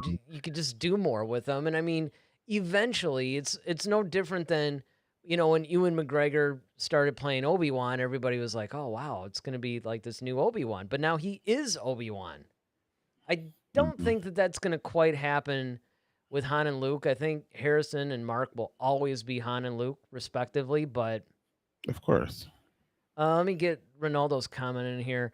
I think Yeah. Ahsoka would be perfect for explaining to Luke where the Jedi went wrong in the past so he doesn't make the same mistakes with his new order. Oh, absolutely. And how do we know she didn't? I mean, well, see, that's my thing. Like, I completely agree with that. But at the same time, though, like Lucas still got to ask, well, where the heck were you when I was going up against? Oh, completely. That You would know what be I'm the saying? Like, first and that's my question. thing. Yeah, and I'd be especially like, wait, it's two not, lightsabers and you can flip around? and not only that, but I mean, and see, she's not, she's not just any ordinary former Jedi. You're the Padawan of my father. Like the two of us alone could You have could have just. taught. You could have told me I mean, about my mother. You could. I mean, yeah. I mean, it's just so much stuff that's like, okay, where the heck were you? It's like, okay, if you can feel things in the Force, like, how do you not feel me? It's like, okay, I'm this budding new Jedi. I'm training with Yoda on Dagobah. Like, Which is how like do the parabolic dish of exactly Force, of the Force? basically. Yeah, it's like, how do you not feel us? And say like, hey, you know. Yeah, I don't know. It is really inconceivable to me. And again, they really had to. You have to just kind of overlook, I guess would be the best way to put it. You have to overlook this stuff. Yeah, and Mace will be like I said, and if you got add Mace Windu to the picture, that makes it worse because now you're a Grandmaster. At least Ahsoka is like, well, I walked away from the Jedi Order. I'm technically not a Jedi. I decided to live my There life. could have been a lot of reasons, though. I mean, we don't know what happened if they make Mace still alive, which they could do, and I think they should do eventually. I mean, Yeah, I mean, he could have been in a coma or something. He woke Yeah, up. I that's mean, what I'm saying. There's so many things you could do. I mean, and if that's the way you get around it, fine. And with Ahsoka, like I could see her saying, like, well, I walked away from the Jedi Order years ago, right at the end of the Clone Wars, or towards the end of the Clone Wars. And, I decided to go down a different path. My destiny lied elsewhere. And it just wasn't my place to do it. And I know you probably may not understand that, but you understand about destiny now because look where you are at this point. So I Right. can kind of see how they could kind of make it work. But I'm just saying you still would have to explain that though. Yeah, Because I mean, I'd again, be wondering, like, okay, wait, excuse with me, her you're who? especially, and I mean with Mace, it's a little different. I mean, one of my favorite things is when people, when it comes to Mace Windu, they'll always be like, well, I mean, how could he come back? I'm like, look, this guy just got his hands chopped off and fell out a window. Darth Maul got chopped in half and fell down a shaft. And yet they brought him back. Mm-hmm. Not only did they bring him back, they kept bringing him back. Like, he's basically, Maul turned out to be like this really cool character in one movie to being a cornerstone of the entire saga. He's like Jason Voorhees, man. This guy just I mean, the guy just, I mean, he keeps popping up and he becomes like he's actually in these really prominent roles in each of these series. I mean, he has a lot to do with canon events and I mean, they really got their money's worth out of this guy. And it's like, look, if you could bring him back after all that, Mace, at the end of the day, just lost a couple of hands and fell out a window. He could easily have used the Force.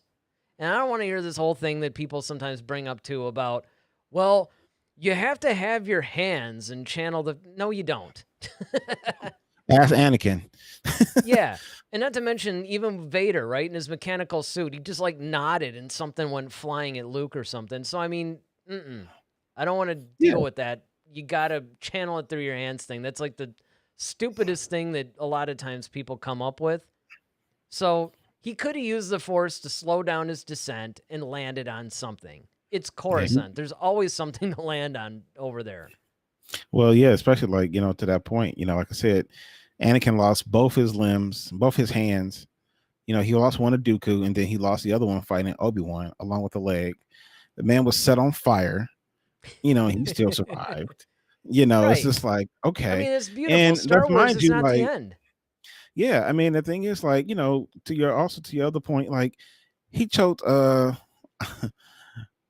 he choked Ozzel, you know, without even doing anything. He was just talking to him.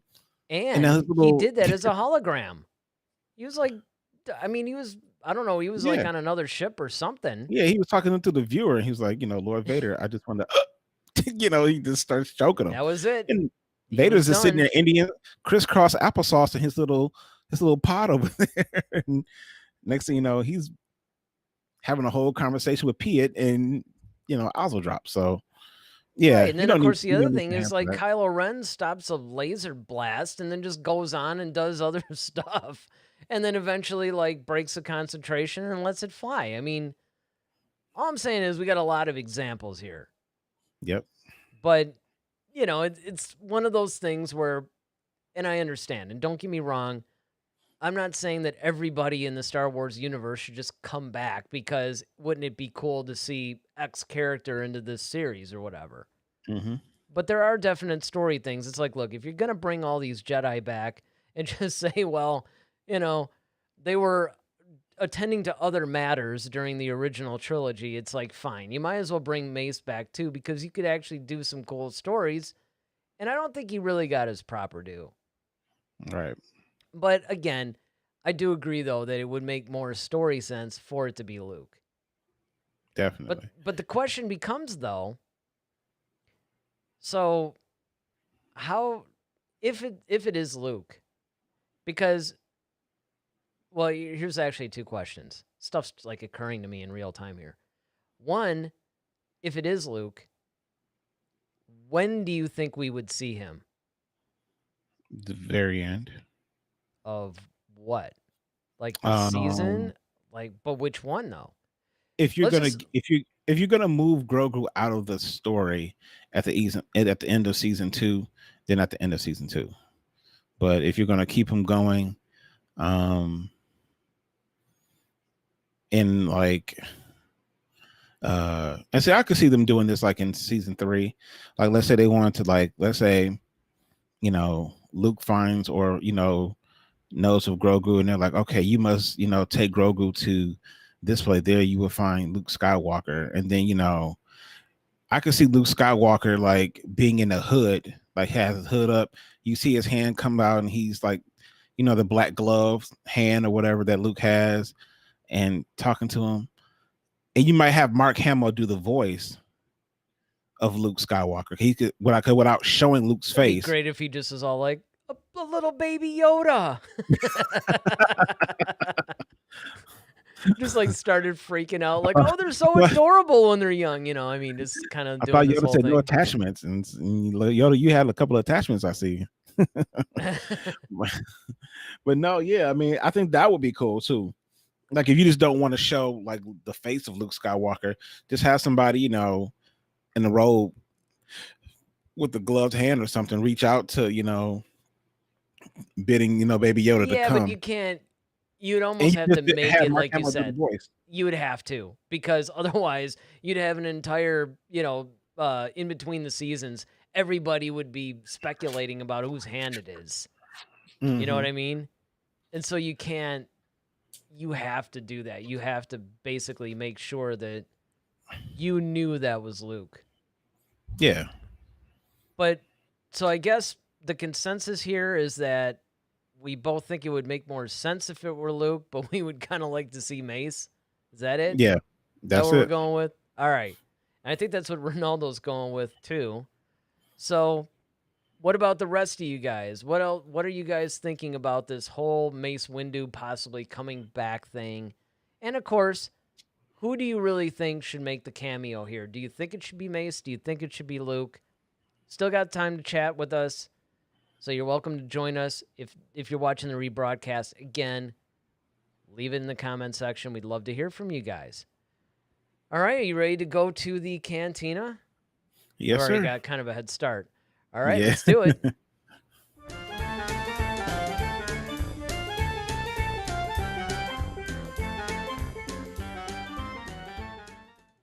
All right, so our first bit of news comes actually Rian Johnson's back. Yeah, you brought And this he's one to given my us a little attention. bit, yeah, he's given a little bit of Last Jedi news. Go ahead and tell us what he was saying. Yeah, I brought this to your attention because I was like, no way. Because this is a rumor. Yeah, well, apparently, Rian Johnson almost used Anakin instead of Yoda in The Last Jedi. Mm-hmm. Which I think would have been, I understand, and he was right, but man, that would have been cool. I was about to say, like, what do you think that would have been a better move, or do you think the way it turned out ever was since I sent this to you, I have been trying to figure out if it really would have been a better move. It's a move that I think I would have wanted to see because I go back and forth. Because on one hand, you get the Yoda thing, and it's nice to see Yoda dealing with Luke being a grandmaster now. And it's almost like if a student comes and visits you like 20 years later to see how they've grown and the lessons that they've, possibly maybe gotten from you or whatever. And if nothing else, you're just dealing with them in a different place. right? And that's the same thing the vibe that I thought was just, I mean, honestly, that whole Yoda Luke thing was probably one of, if not my favorite scene in The Last Jedi. Yeah, I mean, it's funny because it's like, I've always looked at, if you looked at the family aspect, although like Vader is Luke's father, Obi-Wan was definitely like the stepdad, that took over like with the absent father type thing. But in that, he also inherited, Obi-Wan's father figure, which is, although it would have been Qui-Gon, but more like that grandfather, which was, yeah, the grandfather is more like Yoda. Going to Grandpa Yoda's. And yeah. And that's it. And it just, yep. I mean, that dynamic was really cool, And it was really Yeah. neat to see him like still learning a lesson from Yoda. Yeah. Even it's kind of this like ultra powerful guy. Yeah, definitely. It's kind of like, you get to a point where you no longer, it's no different than how I feel a lot of times, working in the school where my principal in my building was once my former teacher, but now we're more or less colleagues than, although she's still older than me, we still have a more of a friendship now, as opposed to her being my instructor, although she still has, some rule over me, if you will, but in her capacity, her title, dictates that. But we operate more so on a more of a professional friendship level, and it's different. It's very different, but it's like now we can I can voice my opinions and not, have to stay in the child's place, as it were. Where that's kind of where Yoda was with Luke, where, Yoda's like, no, there is no why. It's just like, shut up and do what I tell you. Yeah, exactly. And now it's more like, okay, well, but the Jedi text, and he's like, oh, they weren't page turners, were they? Now it's kind of more of a like a lighthearted. Like you could be more honest, yeah. And I mean, that's the thing exactly. is like now Luke has been in the position that Yoda was in, and now Yoda can deal with him more from, hey, you're like a colleague now. Exactly. Now you understand what I was going through and everything else, and that's why he was able to give him that whole lesson on failure, which was a perfect little story point in The Last Jedi. But on the other hand, though, if he had been able to finally face Anakin as Anakin, because to me, there had always been a little bit of unfinished business. It's almost like Vader turns good, turns back to Anakin, has this nice touching moment with Luke, but it's like you wanted them to be able to have more conversations. True, but I agree. You definitely would have. It would have been cool, but quite honestly, I think Yoda once again was the best person to have that conversation because what Luke was dealing with at the time. See, now if Luke was trying to reach out to Kylo, then that would make sense for Anakin to show up. because they both kind of suffered the same fate, if you will. They both kind of got duped, and Anakin knows how that feels. He's been on both sides. Yoda hasn't. But Luke was dealing with, okay, Rey, like, how do I deal with somebody who has all this anger and has all this, stuff? It's like, I don't know what to do with this. She's powerful, and that's why it made sense for for Yoda to show up, because Luke was powerful just like Rey was. She just came from a different stock. So he's not used to dealing with somebody that's, outside of Kylo. And that's the reason why he was like freaking out, because it's like, well, the last person I knew who had this much power, I'm not used to that. I'm used to people being, okay, you got the Force, but not this strong. So it's like, okay, the fact that I lost my nephew to the dark side, and he was powerful. And that's why he said, he's like, I'm only, know one other person this powerful. And we see how that ended. So who else could actually know what that's like except for Yoda? Yoda had to deal with Dooku. Dooku was super powerful, and then he lost him to the dark side. Anakin was still technically Yoda's pupil too, and he still lost Anakin to the dark side. Oh yeah, don't get me wrong. So he knows more about how to deal with, okay, how much control do I really have over the situation, basically. And that's what really Luke was really wrestling with. Like, I only had, and that's what Yoda was basically trying to tell him, like, you only have so much control over it. Like, you have to accept the fact that, like, okay, they may do something that you just don't approve of, and you have to allow for that to happen. You can't control everything. Well, just because you're so powerful. Right. And again, here's another thing too, this goes to your point, is that it actually would have made more sense for Anakin to appear to Kylo. Yeah, that's what I'm saying. Like, if in that case, if they were having them, but see, Kylo was at that point where he was just kind of like, whatever. But if you think about it, his whole thing, if he had appeared to him, I'm talking about back during like Force Awakens times. Oh yeah, because that's at a time where he was still kind of hero worshiping Vader, and Anakin could have appeared to him and been like, hang on a second. Yeah, it's not all the other time that, exactly. The other time that it would have been cool for him to appear to him was in Rise of Skywalker, when Palpatine was appearing to him. And I'm still like cracking up at the whole Lego holiday special where Palpatine just like, hey, I'm gonna get this guy. He's like, yeah, like, oh really? That's what you're gonna do? You're gonna throw me down a shaft? I still gotta watch that. That was so funny. But anyway, Ronaldo says, I almost said Kylo. Ronaldo says, I haven't seen the words Rian Johnson and Star Wars in the same sentence in a long time without being a fan threatening to kill him. I know, it's nice, isn't it? He goes on to say, in a way, I can understand Ryan's point. Who else but Luke's former teacher to give him one last lesson?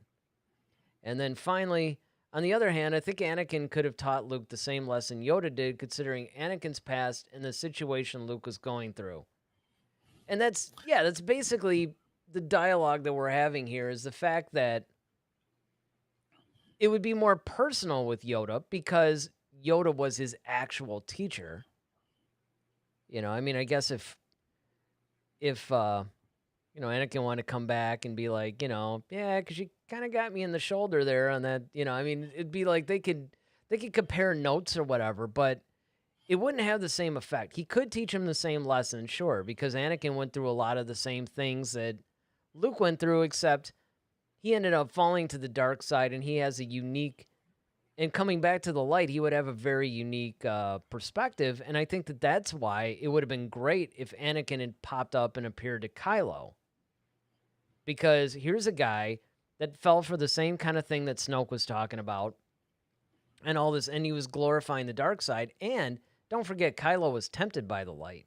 So if Anakin had actually come back and just been like, listen, I once thought as you do. You know, it could have almost been like a little bit of a turning around thing. Like, look, I once fell for all this, and I fell hard. I was Darth Vader, remember? See that helmet? That's what I'm saying. Like, I think that would have been more. And now I think would have been cool is if that conversation happened in Rise of Skywalker, where let's say Luke didn't die in Last Jedi, but Luke died in Rise of Skywalker, and then you have would have been cool is actually having Yoda talk to Luke and then Vader or Anakin talk to Kylo like around the same time, and you kind of get that perspective like, okay, yeah, you can't hold on to your students, you have to let them go and you have to let them fail if they're going to fail. And then Anakin could have appeared to Kylo and saying that, like, you know, this path that you're on, it leads you nowhere. Like, this is where you should be, you know, like, look at me. Like, I had everything that you craved and more, and it still got me nowhere until I came back. That's the only reason why I'm able to talk to you now is because I came back to the light. That would have made more sense. Yeah, I'll even go one better. I think honestly, the spot that Anakin should have appeared to Kylo is the scene where Han appeared to him. Yeah. That's what I would mean. have actually, is that what you're talking about? That yeah, would have like made that's perfect like sense. around the same time. Yep. Yeah, I mean, that would have made, well, because I thought you were talking about in The Last Jedi. But no, I mean, I'm just saying, like, in The Last Jedi, instead of having, I would have had that Luke would have still been alive at the end of Last Jedi, and he would have died, let's say, in some way, shape, or form in Rise of Skywalker. And Yoda and they could have had that conversation, you know, then. Like Yoda and Luke could have had that conversation then. And then he's like, okay, well, I'm comfortable now going into the Force, knowing that, like, okay, I've given her everything she needs. I don't need to be here. And if, like, Yoda welcomed him into the Force or something like that. And then Anakin could have had that conversation with Kylo. yeah, I mean, instead of Han. I can see that. Ronaldo says it is possible that the perception that fans have of Last Jedi today would be different with the single appearance of Anakin. Many hardcore fans of the prequels would have loved this. Yeah, I mean, and that's why I think that you could have left the Last Jedi scene alone and just done the Yoda Luke thing and then popped in Anakin instead of Han Solo for the Rise of Skywalker, because that would have been the appropriate time. Because remember, at the end of that scene, that's when Kylo is like, okay, I'm done with the dark side, throws away his lightsaber, his red lightsaber. So he was at that point where he was about to turn. So it would have made a lot more sense. I mean, don't get me wrong, Han Solo's probably my favorite character, and it was great for an unexpected cameo of Han Solo in there. But honestly, it would have... The two things that would have made more sense in the story are, one, if it was Luke. If it was Luke appearing to Kylo, because then there could have been a little bit of a reconciliation. But I do remember that you guys were pointing out that, you know, that might have, like, actually triggered him to go back to the dark side. So the next best thing would be for Anakin to appear to him. Yeah, because he probably would have been wondering, who the heck is this? First of all. Because he's never seen Anakin. Well, but there's like I mean, you know, Anakin's like the hero of the Old Republic. I almost said rebellion. Not quite. Yeah, but I think, remember, like, Palpatine kind of got rid of all that stuff because he didn't want people to know. Because that was the whole thing. He didn't want people to know who Anakin or who Vader really was. Yeah, but I mean, Kylo knew who Vader really was. He knew that he probably knew Vader was Anakin, but he's never seen Anakin before. Like, if Luke would have popped up, he knows exactly who Luke is. But, you know, this is like if you had like a great grandfather that popped up that you've never met and started talking to you, like, well, who the heck is this? Yeah, and then he's like, I'm your great grandfather. But if he was somebody really famous, though, and yeah, you know, I mean, it's kind of like, okay, my parents hated the person or whatever, they would have thrown everything out, whatever. But I mean, if he was famous, there would have been... He could have found. Besides, don't forget that Snoke ended up, you know, biting it at the end of Last Jedi anyway. You know what's really weird about this? I was just thinking about this. around a year ago from right now, we were about maybe like a little over a week away from the release of Rise of Skywalker. Yeah. Speculating hard about Yes. everything. And now we just throw around all these little things and they're like, whatever, it's nothing. It's just so funny because if we could have like gone back in time and showed ourselves this episode, I mean, man. Ronaldo says, when you think about it, there are many moments in the sequel trilogy that Anakin could have appeared. Yeah, absolutely.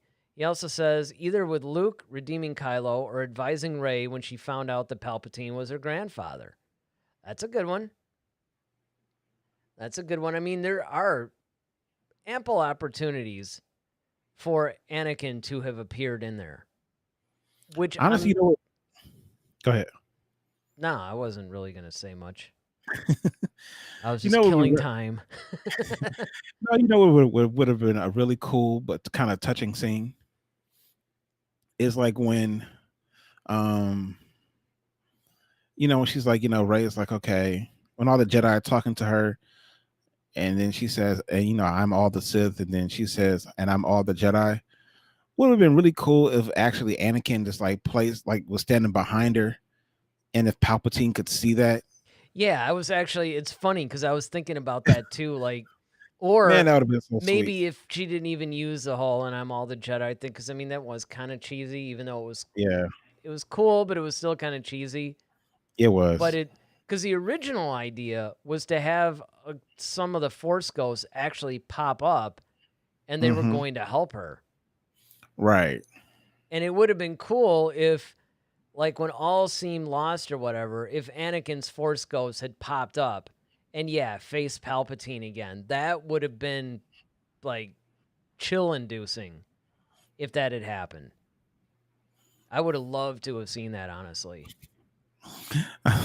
Although, I still think, like, one of the greatest lines from Rise of Skywalker was, like, came from Palpatine when he was just so frustrated, like, the last Skywalker threw me down the shaft. So and now I'm gonna throw. Like he was so ready for that moment. And so he ends up pitching Kylo over the side. Man, that was so funny, man. That was great. It's like, yep, it still kind of hurts, doesn't it? Yep, exactly. Like, oh, man, still a sore spot with me, man. Like, oh yeah, I thought that was great that was in there. Because, I mean, you do have to think that Palpatine coming back, exactly. You'd be like, that kind of blows that my apprentice just did that. I mean, even though that's sort of expected with the Sith, still, that was great. I mean, that was just like one of the funniest things ever to me. I'm about to get rid of the last Skywalker down the shaft. Well, I mean, it's a lot of little subtle things like that are no different than when, Kylo jumps, he's like, ow. Yeah. Or when he gives that same little thing like his, dad did when he was facing him. I mean, there's a lot of really cool aspects like that. And I really wish, like I said before, it had gone on a little bit more because I loved Kylo as a good guy, which was really unexpected for me. I wish that he could have been a good guy. I mean, longer in the movie. Yeah. I mean, if he had still died at the end or whatever, okay, fine. But it would have been cool if he was a good guy a little bit longer. Definitely. I think that would have been cool. All right, but again, so they were going to use the Force Ghost of Anakin Skywalker instead of Yoda in The Last Jedi. What do you guys think? Do you think that was a good decision? Do you think that maybe that would have been better? Or do you think that, you know what, Yoda was the best and it's good that they chose him? Be sure to let us know in the comments section. Or, you still have time to chat. All right, what do we got next? All right, we're going to hear from Mr. Dave Filoni as he talks about the balance of the Force. Interesting. So, Clone Wars creator Dave Filoni gives a fascinating account of the light and dark sides of the Force and the need for balance in Star Wars. So, Filoni basically says, ultimately, the Force is an ability that can be used selflessly or selfishly. And how one chooses to wield it determines whether you stand on the dark side or the light. The dark side of the force is manifested in our greed, desire for power, and fears. And the light side of the force is propagated by selfless action, by living in balance, by overcoming your fears. The force naturally exists in balance. That balance is thrown out when someone chooses to give in to their fears and then spirals out of control, making selfish choice after selfish choice. Fear leads to anger, anger leads to hate, hate leads to suffering. Our own ambitions can make the force into something terrible, even when our intentions might have been good. We do not always realize we are acting out of fear or selfishness. Anakin believes that he's trying to save his wife and he's afraid to lose her. He chooses to act out of his fears and tries to control the situation. That moment of choice, how we act and react, is so important. The choice between dark and light are often subtle and not limited to the Jedi and Sith. Everyone struggles with the balance between light and dark. The Mandalorian has a choice to do his job, find the child, and hand him over to the Empire, or take this lost child in and protect it, becoming its guardian. It's a critical choice and one that greatly impacts both of their lives. Interesting. And that's pretty much what I've always kind of, Well, I think both of us have always basically said that. I mean, said that, yeah. Even and what instantly came to mind was our whole big light side versus dark side, which is another one that I will put in the comment section because it's very relevant to this. It's one of those things that I think that it's basically coming from Filoni, which is nice because the Force is such an esoteric thing and fans can debate it. We were debating it. And there was, of course, our perspective. And that perspective, even though he didn't go into as much detail as what we went into, it almost sounds like that what we were basically saying all along is what he's coming out and saying now. And so I think that if we were able to ever have him on the show, oh, how cool would that be? That he would basically pretty much. Show.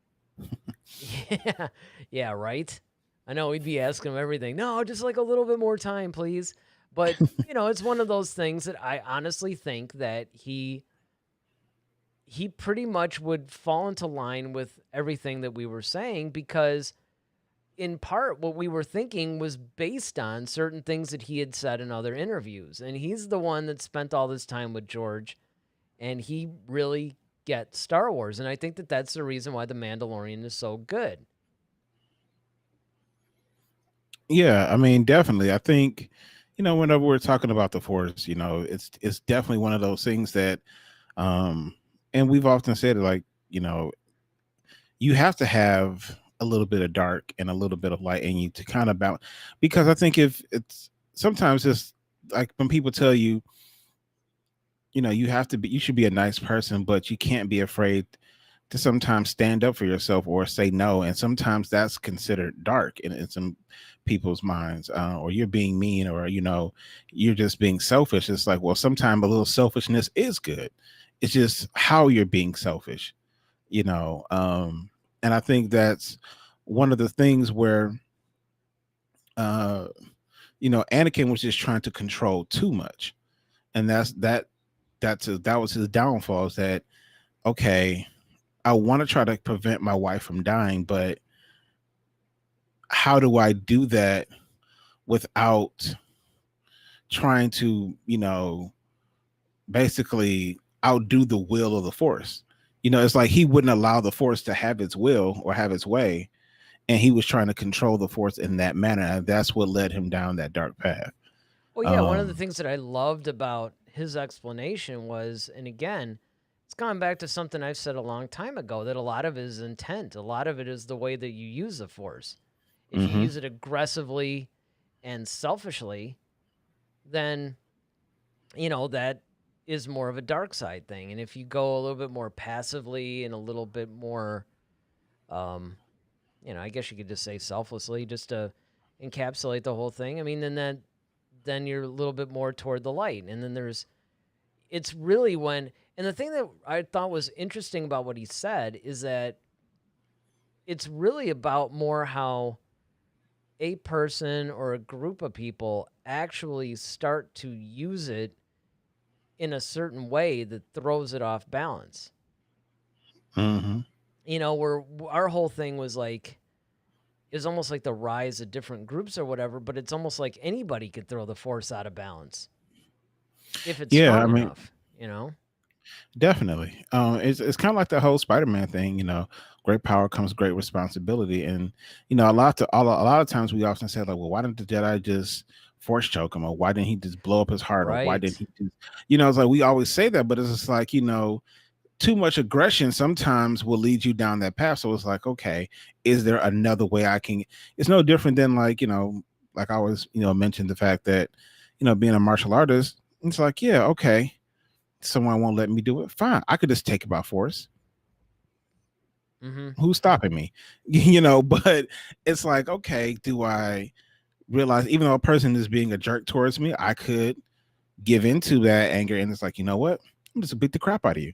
Or I could just say, you know what? All right, it's not that big of a deal. I'll walk away. And sometimes that decision, that split decision sometimes is the difference between how you're, if you end up with an assault charge or if you get to go home at night to your family. You know what I mean? And that's how people, if you see it on the news in the real world, like that's how people are acting out of like split decisions. It's like, okay, somebody cuts you off on the road. Do I try to run them off the road and get in a confrontation with them? Or I just, you know what, turn on some peaceful music and just keep driving, thinking this, you know, hey, I got my life, my car's not damaged. Okay, that person's just a jerk. And that's their problem. And just keep moving. But that's hard for some people. So Yeah, and the keeping other thing yourself in too that is that a balance is lot of hard. times, and it goes back to something else we said, I know during that conversation, is that, and this falls directly into Anakin's thing. Because if you look at the way Anakin felt versus the way, well, you can look at actually three different people. You have Palpatine, you have Dooku, you have Anakin. Mm-hmm. Palpatine was just pretty much purely selfish and evil from the get-go. You Right. know, he had evil intentions from the very beginning. The Force was a way for him to obtain what it was he was looking for, which is basically absolute power. Mm-hmm. There was no altruistic motive in that. There was nothing. He just wanted power over everybody else. Mm-hmm. Now, if you look at on the other side of that, that whole good intentions pave the road to hell thing, it's like you have Anakin who started out with very noble intentions, who thought that ultimately the dark side of the Force would bring him the things that he wanted to do for others quicker. And then, of course, it blew up in his face as he realized immediately. And I thought that it was great that because that Rise of Vader, not the comic series, but the Rise of Darth Vader Legends book, did a great job in illustrating this, but then they did it again in Lords of the Sith, where they basically took that same concept. And then, of course, you have Dooku, who was disillusioned. There was a lot of things that the Jedi did that disillusioned him. So it wasn't like he was really trying to turn evil as much as he was just disillusioned with those he saw as good. And he could see that, you know, the seductive power of the dark side appealed to him. So you really have like three different people that were the dark side, falling to the dark side actually happened a little bit differently, but still Sure. threw the Force out of balance. And I Yeah, I mean, mean, the Snoke's explanation was great. You know, when darkness rises, light rises to meet it. I mean, to Mhm. me, that's just, that right there, that line perfectly sums up what the Force is doing. It's trying to keep itself into balance. Right. And you could even argue that when the Jedi were at their zenith, Palpatine rises up. Mm-hmm. What do we got? Ronaldo says Dave is consistent with the concept of the Force. Light side equals selflessness and dark side equals selfish. I mean, I guess Right. if you had to boil it down to, you know, very succinct, then yeah. You know, you Yeah. can go ahead. Yeah. No, the biggest thing I would say with Anakin, and you know, we often talk about Anakin, you know, he was trying to save Padme, and you know, he was doing it for a selfless reason. And and things like Not that. really. And I was about to say, and I was about to say, like, not really, because see, and I read something ironically today that kind of fits this. In George Lucas, we know that he's taken a lot of different elements from a lot of different forms of literature to craft and create Star Wars into its own. Mm-hmm. And one of the things that he kind of took was, religion. It was from the Bible. And by no means am I, forcing religious or spiritual beliefs on anyone at this point in time, but this is something that I just saw today that just kind of hit me, just just in my own personal life. But then I started thinking about, like, ironically, Star Wars and Anakin, and like this is kind of exactly what happened to him. And this quote goes, when you want something out of the will of God, you have to stay outside of it to keep it. And that's basically what happened with Anakin, is that, see, had he not stepped out of the will or the rules of the Jedi Order and took a wife and formed that attachment to Padme, none of this would have happened. Exactly. But because he decided to be selfish and, like, I want what I want for me, now he was trying to do things to keep it. But in order to keep something that was not what he was supposed to have in the first place, he has to continue to keep finding these alternative means to keep what he should have never had to begin with. And right, that's why, and it's true. Everybody forgets that. And what I was going to even say, and it goes, I mean, it's perfectly in line. You just took it back a little further, but the point I was going to make was pretty much on that path that you were talking about, is that everybody talks about how he was doing it, but no, he was doing it for selfish reasons. He wanted Padme. He didn't want to lose her. It wasn't that he was doing it for her. He was doing it for him. Right.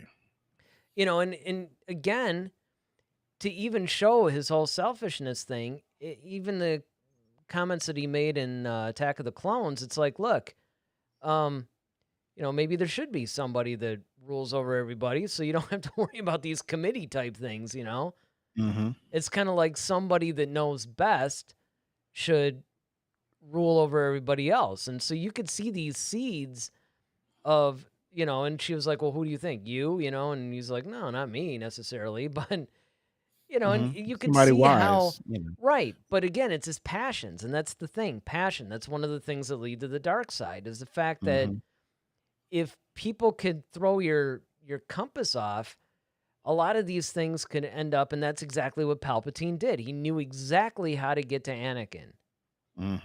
Get him through the selfish desires that he has, his passion for them, and then wrap it into a package of altruism and nobility, and, you got him. Oh, okay, Yeah. Ronaldo. Hang on, let me get this one. As George Lucas said, in real life, selfish people are on the dark side and compassionate people are on the light side.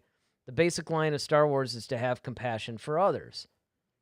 Yeah, I mean, that's basically what it comes down to, really. Is the fact that it's a compassionate kind of a thing. And I guess if you really did have to factor in the Jedi, that's what it would be. And I think that that's part of what Yoda was saying, too, when he was like, look, even the Jedi are starting to get a little arrogant, and this could cause some problems for us down the line.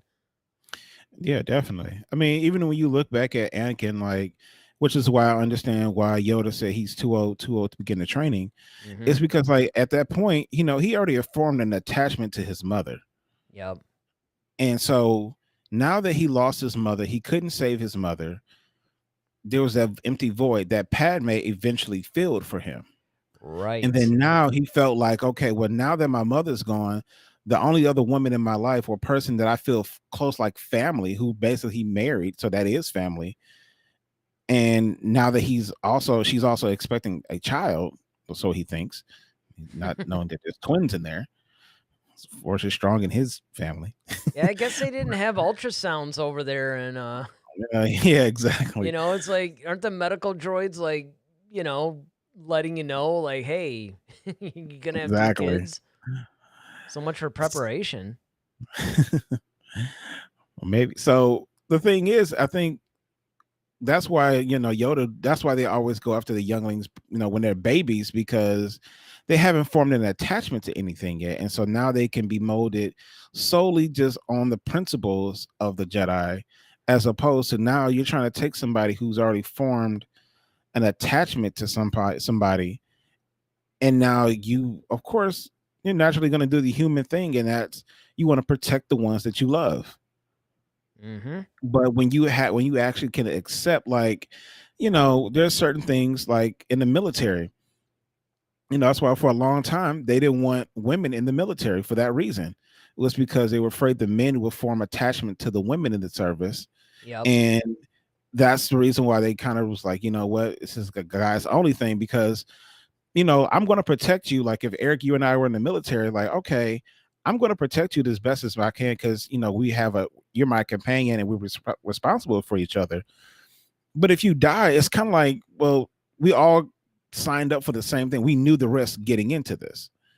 But when you actually add an element where it's like, okay, someone who's considered quote unquote innocent to you, now it becomes like, okay, I have more of a duty, and it goes beyond the realm of like, okay, my service is like, now I have this attachment.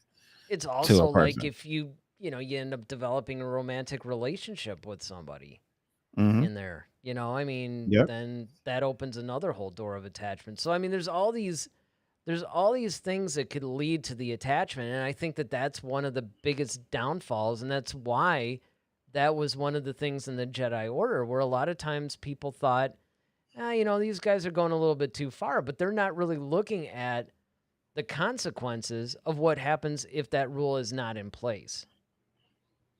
So do you feel like, so based upon this, all the stuff that we talked about, and Ronaldo weigh in on this as well. So Ahsoka took the life of pretty much living in the balance. She's like, I'm not neither light nor dark. Is that truly the better way? Because now you can have attachments in a way, or I think it's one of those things, like if you want to live the life of a Jedi, if you want to, for their purpose, I guess you almost have to not have attachments for that purpose. I But would say so, because if it's you're really trying tough, to, man. yeah, I mean, because it's kind of like, because like I love watching that episode of the Clone Wars where obviously, like, Obi-Wan had a close bond with Duchess Satine. Mm-hmm. And Anakin often, Anakin could see it. He knew what was up, but he realized Obi-Wan would never go full on into it. He would just kind of skirt the edges. You talking about that whole thing that eventually comes up in 7? Yeah, but it's like when they were dealing with the issues on Mandalore. And remember, she kept calling for, like, at first she was like, Obi-Wan, I'll never want to see you again, blah blah blah. And he was just like, you could tell Obi-Wan was kind of heartbroken by it, but he was like, okay, well, I respect your wishes. But then at the same time, when she got in trouble, who did she call? Obi-Wan. Mm-hmm. And of course, Obi-Wan felt that sense of like, because he had feelings for her, he would go even outside of the Jedi Council. He would even like, well, I'm just taking this side trip, and no one really has to know about it. And Anakin understood that, because Anakin's like, oh, you're finally dipping into my world now. And so Anakin was like, all right, I got you, because I understand that line of thinking and those emotions. But he also noticed that, like, Obi-Wan would never go all the way in, because Anakin was like, well, why don't you just tell her how you feel? And he's just like, I can't, because that's a violation, and that's that causes too much. Well, that's what I thought was a stroke of genius when they did season 7, is that came back to bite him, because Anakin basically called him out for that, if you remember. Mm-hmm. He was like, she ended up dying or whatever, and, they didn't have to, and, it's all because you turned your back on her, and, and all this stuff. And you can actually, the stroke of genius of it is, because this is overlapping with Revenge of the Sith, you could see that this is another thing that we didn't see in the movie that's actually causing Anakin to go, you know what? I don't know if I really like the Jedi way. I don't know if I really think that this is a good thing. Yeah. And that's kind of one of the things that's it kind of sucks to be, because on one hand,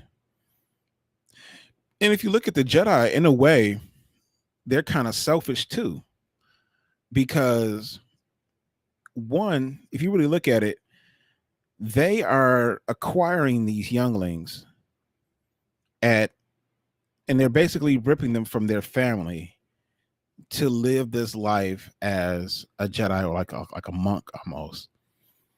And so they're depriving these children of knowing their actual parents and having that relationship. They're depriving them from having any future romantic relationships. And they're not giving these kids a choice. And if this is the life that they want to live, they're just saying, this is the way, you know? Well, part of it is this is the problem, is that, oh, they're force sensitive. If we don't get a hold of them, they could go to the dark side. So we have to do it.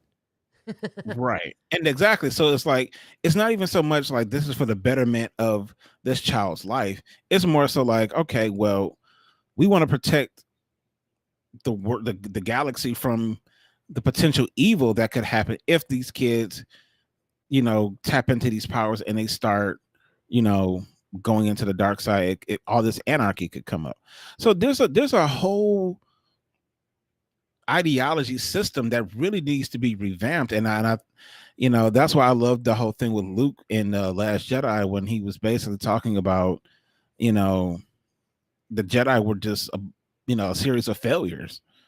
You know, if you really look at it. Yeah, because... I mean, honestly, I think it was great that Luke basically chronicled the whole thing, and that's why I think that, now we don't know how early this goes back, but I think that that's why Luke was going to go, you know, I'm going to try to do a little bit of a different spin on the Jedi Order.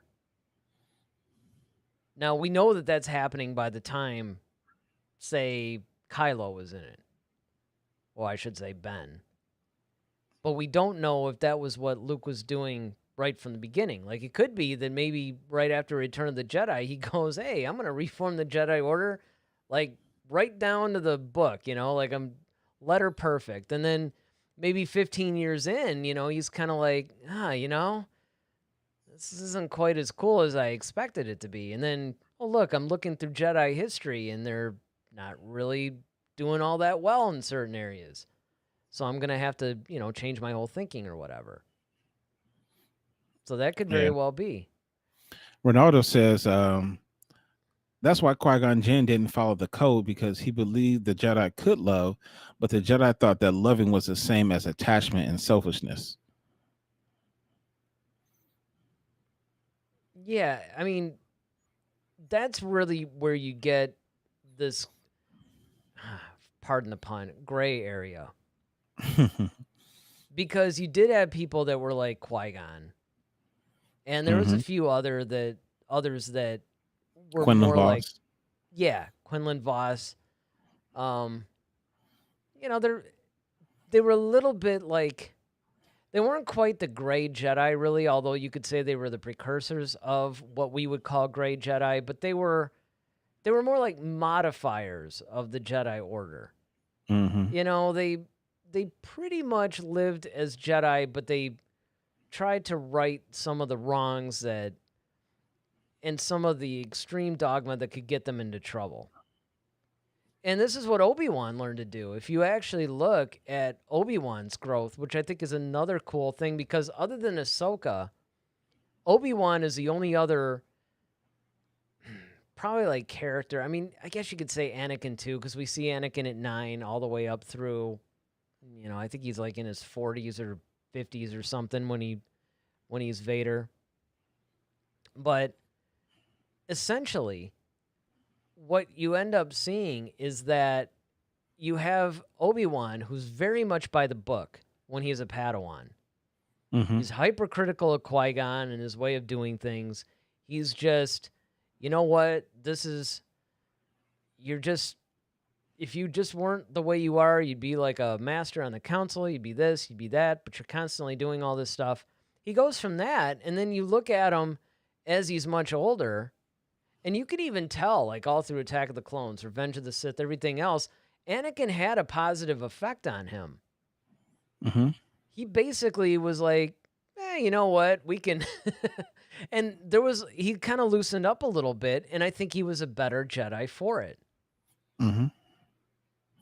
Yeah, Ronaldo says perhaps the best the Jedi could have done is to teach the Padawans not to deny anger or their loving feelings, but not to let them control them. Exactly. I think you hit the nail right on the head, Ronaldo. I think that's the better option. It's just that you have to teach them how to control it. The problem with it is that the Jedi just didn't trust them enough to do it, so they figured they just strip it from them completely. But I completely agree with you. I think that's the better thing, and it's no different than like I said, going using the martial arts thing. Like we're taught to be peaceful, treat people with respect, only use your art when necessary in the defense of yourself or others who can't defend for themselves. Those are the things that we're taught. But there's things that are they say, yeah, you're going to get angry sometimes. That's a natural human emotion, to be angry, and you should feel that. However, you should never let it control you. You should never act out of rage. So if you have to defend yourself, you should defend yourself from a state. And that's what the Jedi was more about, like even looking at their fighting styles, which is why Obi-Wan took the Sorensu style approach of lightsaber combat, where his was more defensive, where it's like, I'm not trying to attack you, I'm just trying to defend you. And hopefully you tire yourself out, or you put yourself in a position where the defense becomes the offense. Whereas Anakin was more like, no, you come at me, I'm going after you, and that's a little bit more the aggressive side of things. So I think you make a very, very valid point, Ronaldo. And I completely concur, is that, yeah, I think it's more so embracing your feelings, understanding your feelings so you can learn how to control them. The problem is the Jedi just didn't trust people to actually do that. Yep.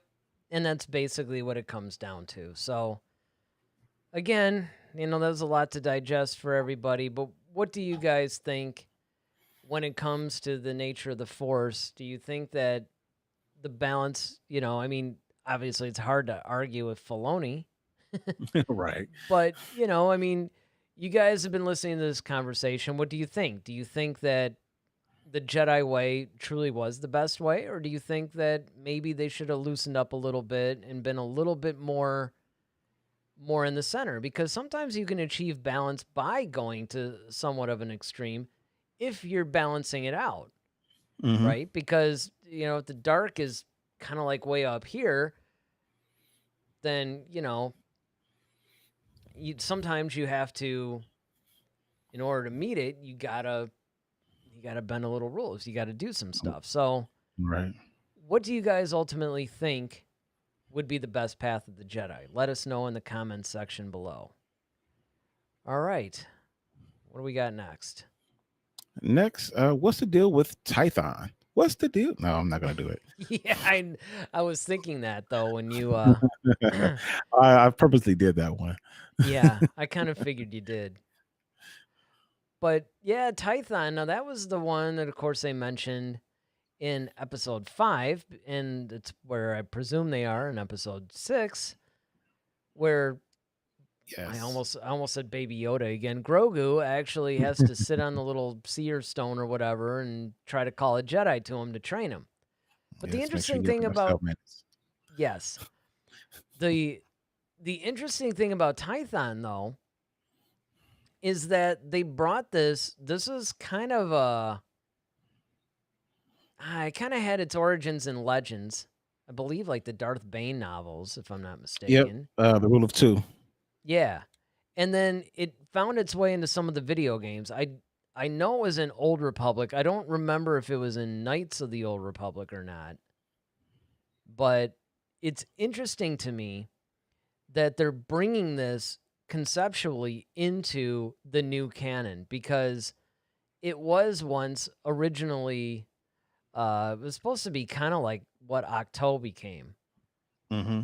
It was like supposed to be like the first Jedi temple or whatever, and it was kind of like where when the Jedi were called the Jedi, or they basically I mean, there's like all this backstory to it, which is really interesting.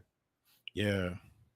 I mean, there's a lot to kind of, to take in. So that's why, um, we posted links to some of this stuff. But allegedly, this is also where, the Bendu come from as well. Yeah, Um, yeah, I caught that too when I was reviewing a lot of this stuff because there was a lot of stuff I'd forgotten about. I mhm, mean, long story short, the Sith and the Jedi they had slightly different names, but they were kind of like seeking out balance of the Force and all this stuff. And then at some point, they started going off in these different factions, and there's a couple of moons of this thing that are mhm. one's kind of light, one's kind of dark, and I'm going a little bit by memory here, but essentially they ended up splitting off into the factions that eventually became the Jedi and the Sith. Mhm. And they were no longer about trying to find because when they were more or less together, there were two different groups, but they were basically trying to find out about everything about the Force. They wanted to learn both the light and the dark and kind of stay in balance. And then they started getting a little bit more dogmatic about it, and then that's when they broke off. But you have all this backstory, which of course, like I said, they put in, they had in a couple Legends books, and they talked about it in, pretty sure it was the Old Republic. But now they're bringing it into new canon. And so the question becomes, when we say, what's the deal with Tython? Why are they bringing this in to the new canon? Is what I find interesting. Well, in my mind, I think that this is going to serve as, I think this is not the only time we're going to see Tython. I think what Mandalorian is doing is introducing a lot of different things. I think this is the conduit to a lot of different channels that we're going to see in other spinoff shows.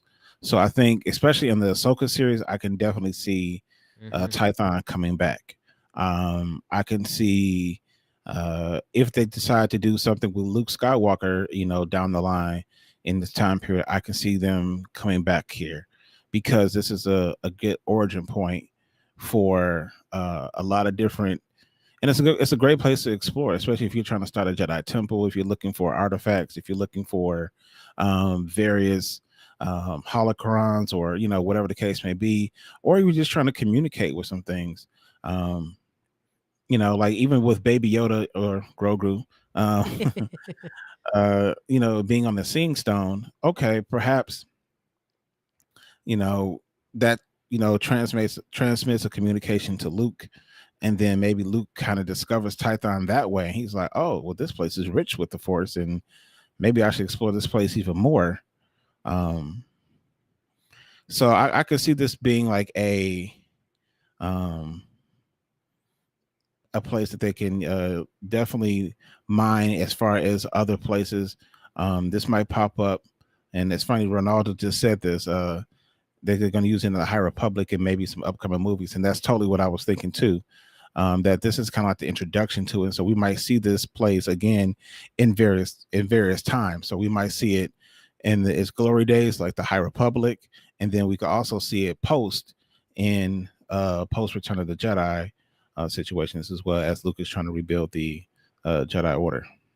Yeah, I could completely see this being more of a launching point for this place versus like, okay, we're bringing this in and the story is going to be very contained within this one series. Especially Mm-hmm. given that we're seeing this the week after that we see the introduction of Ahsoka. Much like they're bringing in these characters, I think, to launch off into other series. And The Mandalorian is definitely a launching pad for some of this stuff. I think it could also be a launching pad for various destinations because think about it. The Mandalorian is planet hopping basically. Mm-hmm. Every Now, episode. every episode.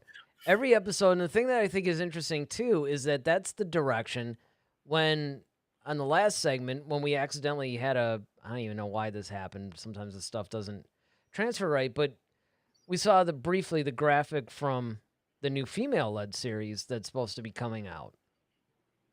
From Leslie, can't remember her Oh name yeah. now. Oh. I know. She has one of those interesting it's last names. Yeah, she does, and that's why, and we had the graphic, but basically it's, well, Headland. Yeah. That's it. See, here she is, like, and she's talking this new female-led series that's also supposed to be almost like an Indiana Jones meets, Star Wars kind of thing. So, I mean, with that said, I think that when you deal with Tython and you're dealing with things like that, that this is the Mandalorian is basically a launching pad for various destinations as well. And that, okay, Din Djarin might visit, like a Tython or another place during the week for that episode.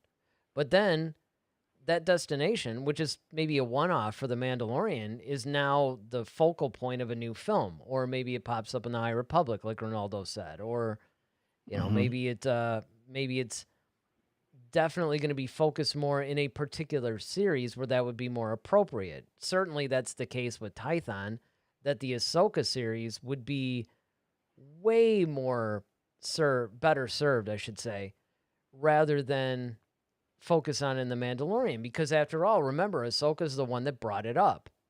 Mm-hmm. And obviously it's kind of like, oh yeah, you just put the kid on the stone or whatever. It's like, well, wait a minute now. And, this must have been a thing. So That's a that great could line be, from today's episode dealing with the stone from Din Djarin once he put Baby Yoda on the stone. He was basically trying to figure out like how to activate the thing, and it was just like priceless. I can imagine. And very soon I won't be able to imagine, which, this is a good time too to give you guys a commercial for the fact that we are going to be doing our review of this Mandalorian episode within a few days. So On Monday, you'll yeah. definitely, we're shooting for Monday at 8. And, hopefully you guys can join us then, because the reviews are always fun.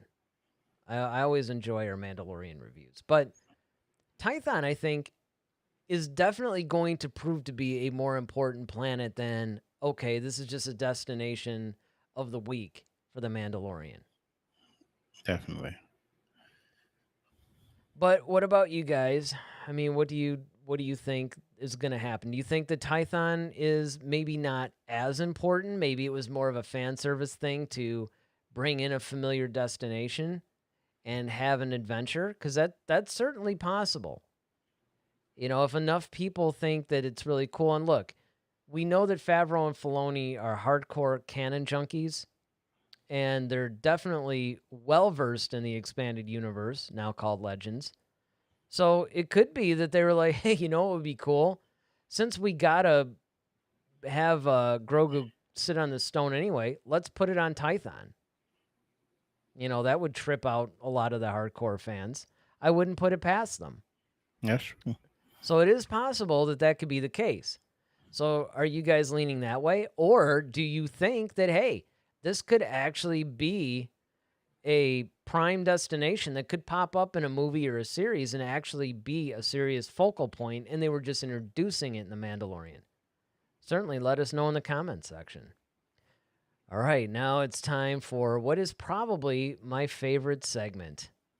Yes, it is. And I'm sure you're ready. So hopefully you guys are ready. Here we go. It's a segment called Clear Your Mind.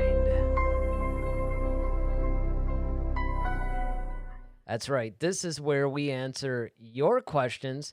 Every week, people send us in questions. We pick 2 of those questions and actually answer them on the show. So, who is the first victim of the Sarlacc? The first victim is this has been submitted by Tammy Velsky. Her question is, what do you think? I think she's meant to say, why do you think Ahsoka left Grogu's destiny to chance? Ooh. Now, a true story, because we actually had to plan a lot of elements of the show later rather than sooner, I did not have a chance to read these Clear Your Mind questions. So for that reason, I have to say, this is I don't quite spontaneous. So, but seriously though, in answer to the question for this one, there's a couple of things that are going on here. Once again, anytime you deal with Star Wars, you have to deal with the in-universe answer and then, of course, the reality. And the reality, I think, is because I don't think they want to keep Ahsoka on The Mandalorian.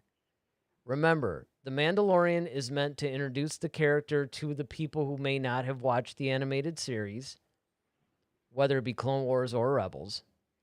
And this is a way to introduce the Ahsoka character to the greater, maybe more casual fan base, because their plan is to launch an Ahsoka series. And so consequently, if you have her be the one to train Grogu, then it sort of keeps her on the show more. You have to deal with her more. And that's one of the reasons why, quite frankly, I don't necessarily think, going back to what we were talking about before, I don't really know if it's going to be Luke either. I mean, Mace, maybe. But it's going to be interesting to see who ultimately is the Jedi that's called. Now, there's speculation out there that a Jedi might not be the one answering the call. It could be a dark side user. It could be, some other Force-sensitive being or something like that. Knowing... or our old buddy Darth Maul could pop up again. Since this guy seems to be... I mean, it's like Darth Maul is trying to beat C-3PO's record of being in every Star Wars related movie or thing. Right. So that's more like the reality version of it. I mean, the in-universe version of it, though, is really fascinating to me because, and as we pointed out before, I mean, Ahsoka would be the one that you would think would make the most sense. But you brought up a point, though, where it's kind of like maybe she's looking at the species or whatever, and maybe she just doesn't feel like she's the one. My personal opinion is she senses how attached he is to Din, and I think that she's afraid that he may suffer the same fate as her master. Yeah. And she even alludes to that. She's like, basically like, listen, I saw that happen once. And remember, Anakin is somebody that she was very close to. And because of that, I honestly think that she doesn't want to risk messing it up or having some sort of a failure. You know what I mean? So it's kind of like, maybe better to not be the one to do this. Maybe I'll sit this one out.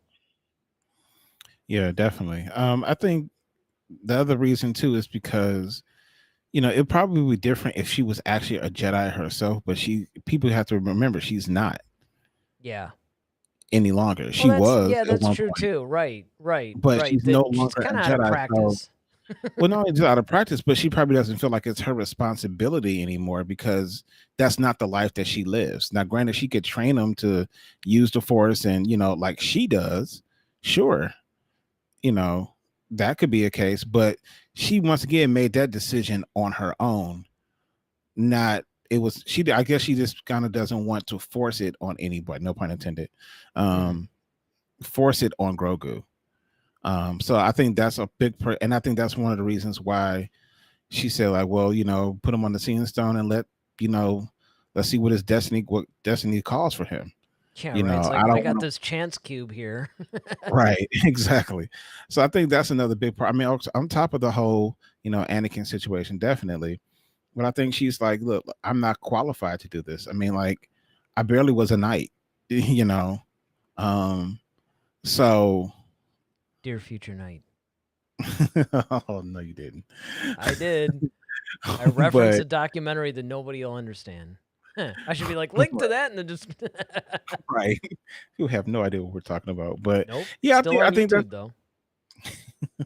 I think that's the reason why Ahsoka kind of left it to to chances, is that one, that's not her life anymore, and I think that she feels like, okay, I feel a connection to her, obviously, because of Yoda. and it does probably bring back maybe some warm times or happy times for her, but at the same time she realizes like this is not my path any longer, and I shouldn't be the one to dictate what happens to this child. Mm-hmm. So Ronaldo says if Darth Maul appears, we'll say, "How the heck do you kill this guy?" Yeah, I think at this point you would almost have to say that because You have to do some sort of chant or something, or incantation, or like make him a Dathomir well, witches or and something. I was just about to say it, and then Ronaldo chats it in. Obi-Wan cut him horizontally, then vertically. It's kind of like, okay, I guess the vertical thing wasn't doing it. We're gonna have to go both ways here. I'm surprised you didn't kick him in the campfire, to be honest. I know, just to make sure. Just to make sure. Better be sure. All right, so who's next?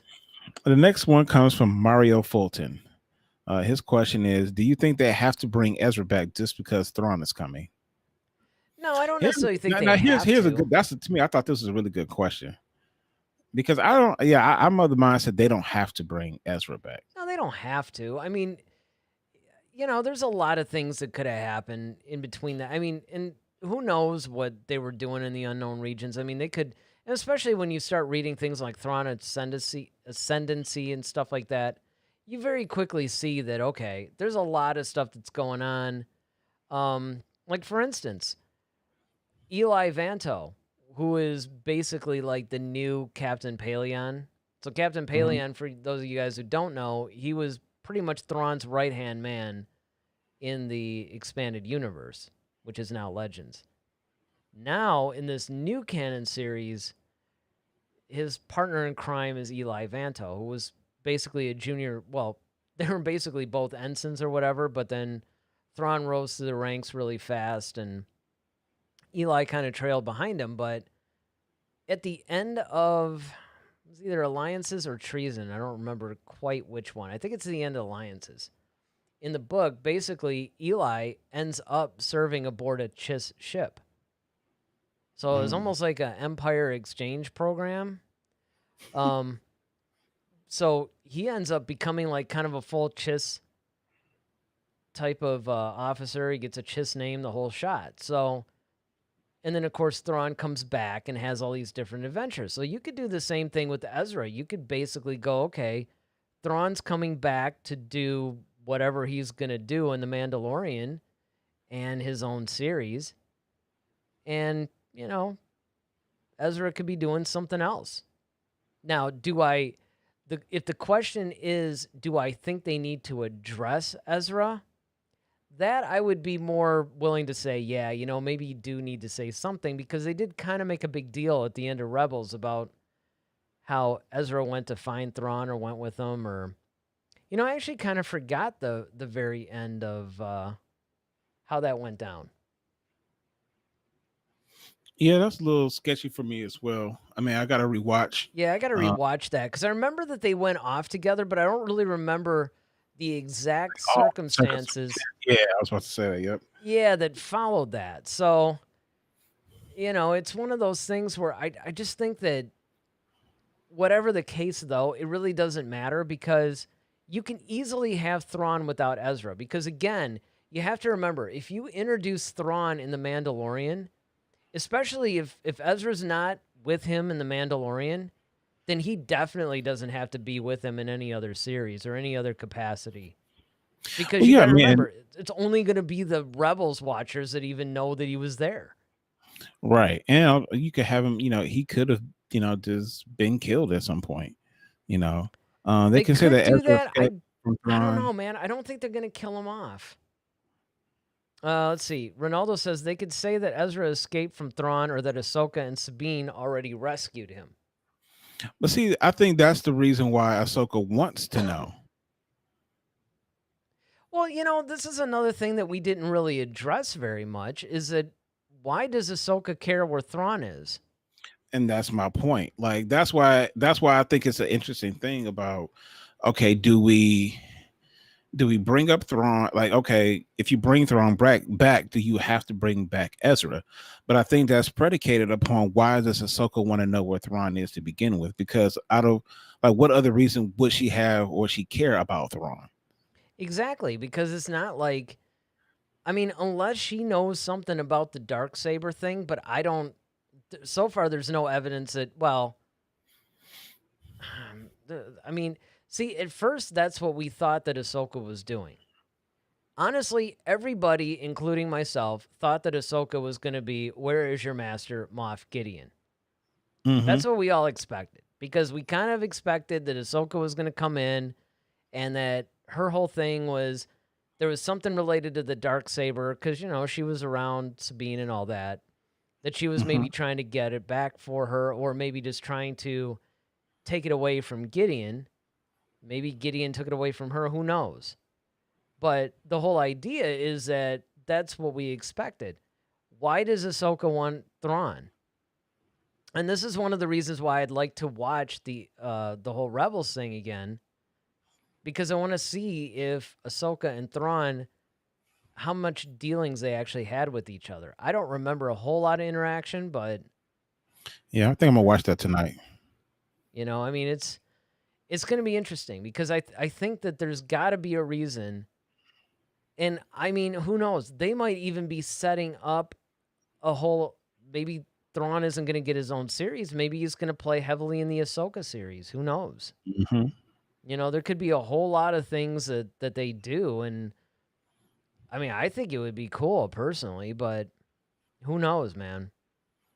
Definitely. There's just like it. That's what makes this thing so wild, is the fact that here we got this TV series that we're speculating about every bit as much as the movie. I know, right? It's awesome. And it is, and it's like this ongoing thing, and it really does live up to the films. I mean, I've said it before and I'll say it again. If all we got was Star Wars on television, I probably would be fine if it was the same quality as The Mandalorian. I mean, I'd Mm-hmm. like to see a Mando movie, don't get me wrong, but okay, so Ronaldo says that Ahsoka and Thrawn never met, if I'm not mistaken. And that could very well be true. I'm not sure either. I remember because they were both in Rebels, and they both carried over around the same time, but I don't. You could be right. I don't necessarily know for certain if they ever met or faced off or whatever, which is what makes it even more intriguing that she's looking for him. Because that's something that I don't know if we brought up that much on the last show, or not even the last show, but when we did that whole review show, where we Mm-hmm. basically like, okay, we're going to do the last 3 episodes, that because we didn't have a chance to do it for each of the individual ones. Although we did, if you guys want to go back and catch up on them, we did release each one of our reviews as individual episodes. So be sure to check that out. I'll leave a link in the comments for that too. Yeah, I think it would just be really interesting to know why she's specifically looking for Thrawn. Definitely. All right, well, let me guys let me know in the comment section if you guys remember anything at all about why Ahsoka would actually want to deal with Thrawn or be looking for Thrawn. That would be really interesting. And of course, as usual, if you guys like this video, make sure you hit the like button. If you guys like the videos that we've been putting out, make sure you subscribe to the channel, hit the notification bell so you know when we're coming out with more content, because there's going to be more and more content coming out every week. I'm trying to get it to the point to where we're actually doing some kind of show, not just on Friday, but also Monday as well. So, make sure you check back with the channel. And if you're hitting the notification bell, you will be notified every time that we put out a video. So, you guys will be able to join us. And a lot of those videos are going to be live. I mean, we'll do some pre-recorded stuff, but we really do like the whole live streaming aspect of it. So, as usual, we'll see you guys Monday at 8, because we got to do that Mandalorian review for episode 6. And then, of course, we'll be back again with our regular full-length show next Friday at 8 o'clock as well. So be sure to join us on that. And with that, I'm Eric Vansel. And I'm Daryl Sanders. May the Force be with you. Always. Head to Head, a Star Wars podcast. Be sure to follow us on Twitter at HeadToHeadSW. Submit your questions for our next show. Visit our official website at headtoheadswpodcast.com. Until next time, may the Force be with you, always.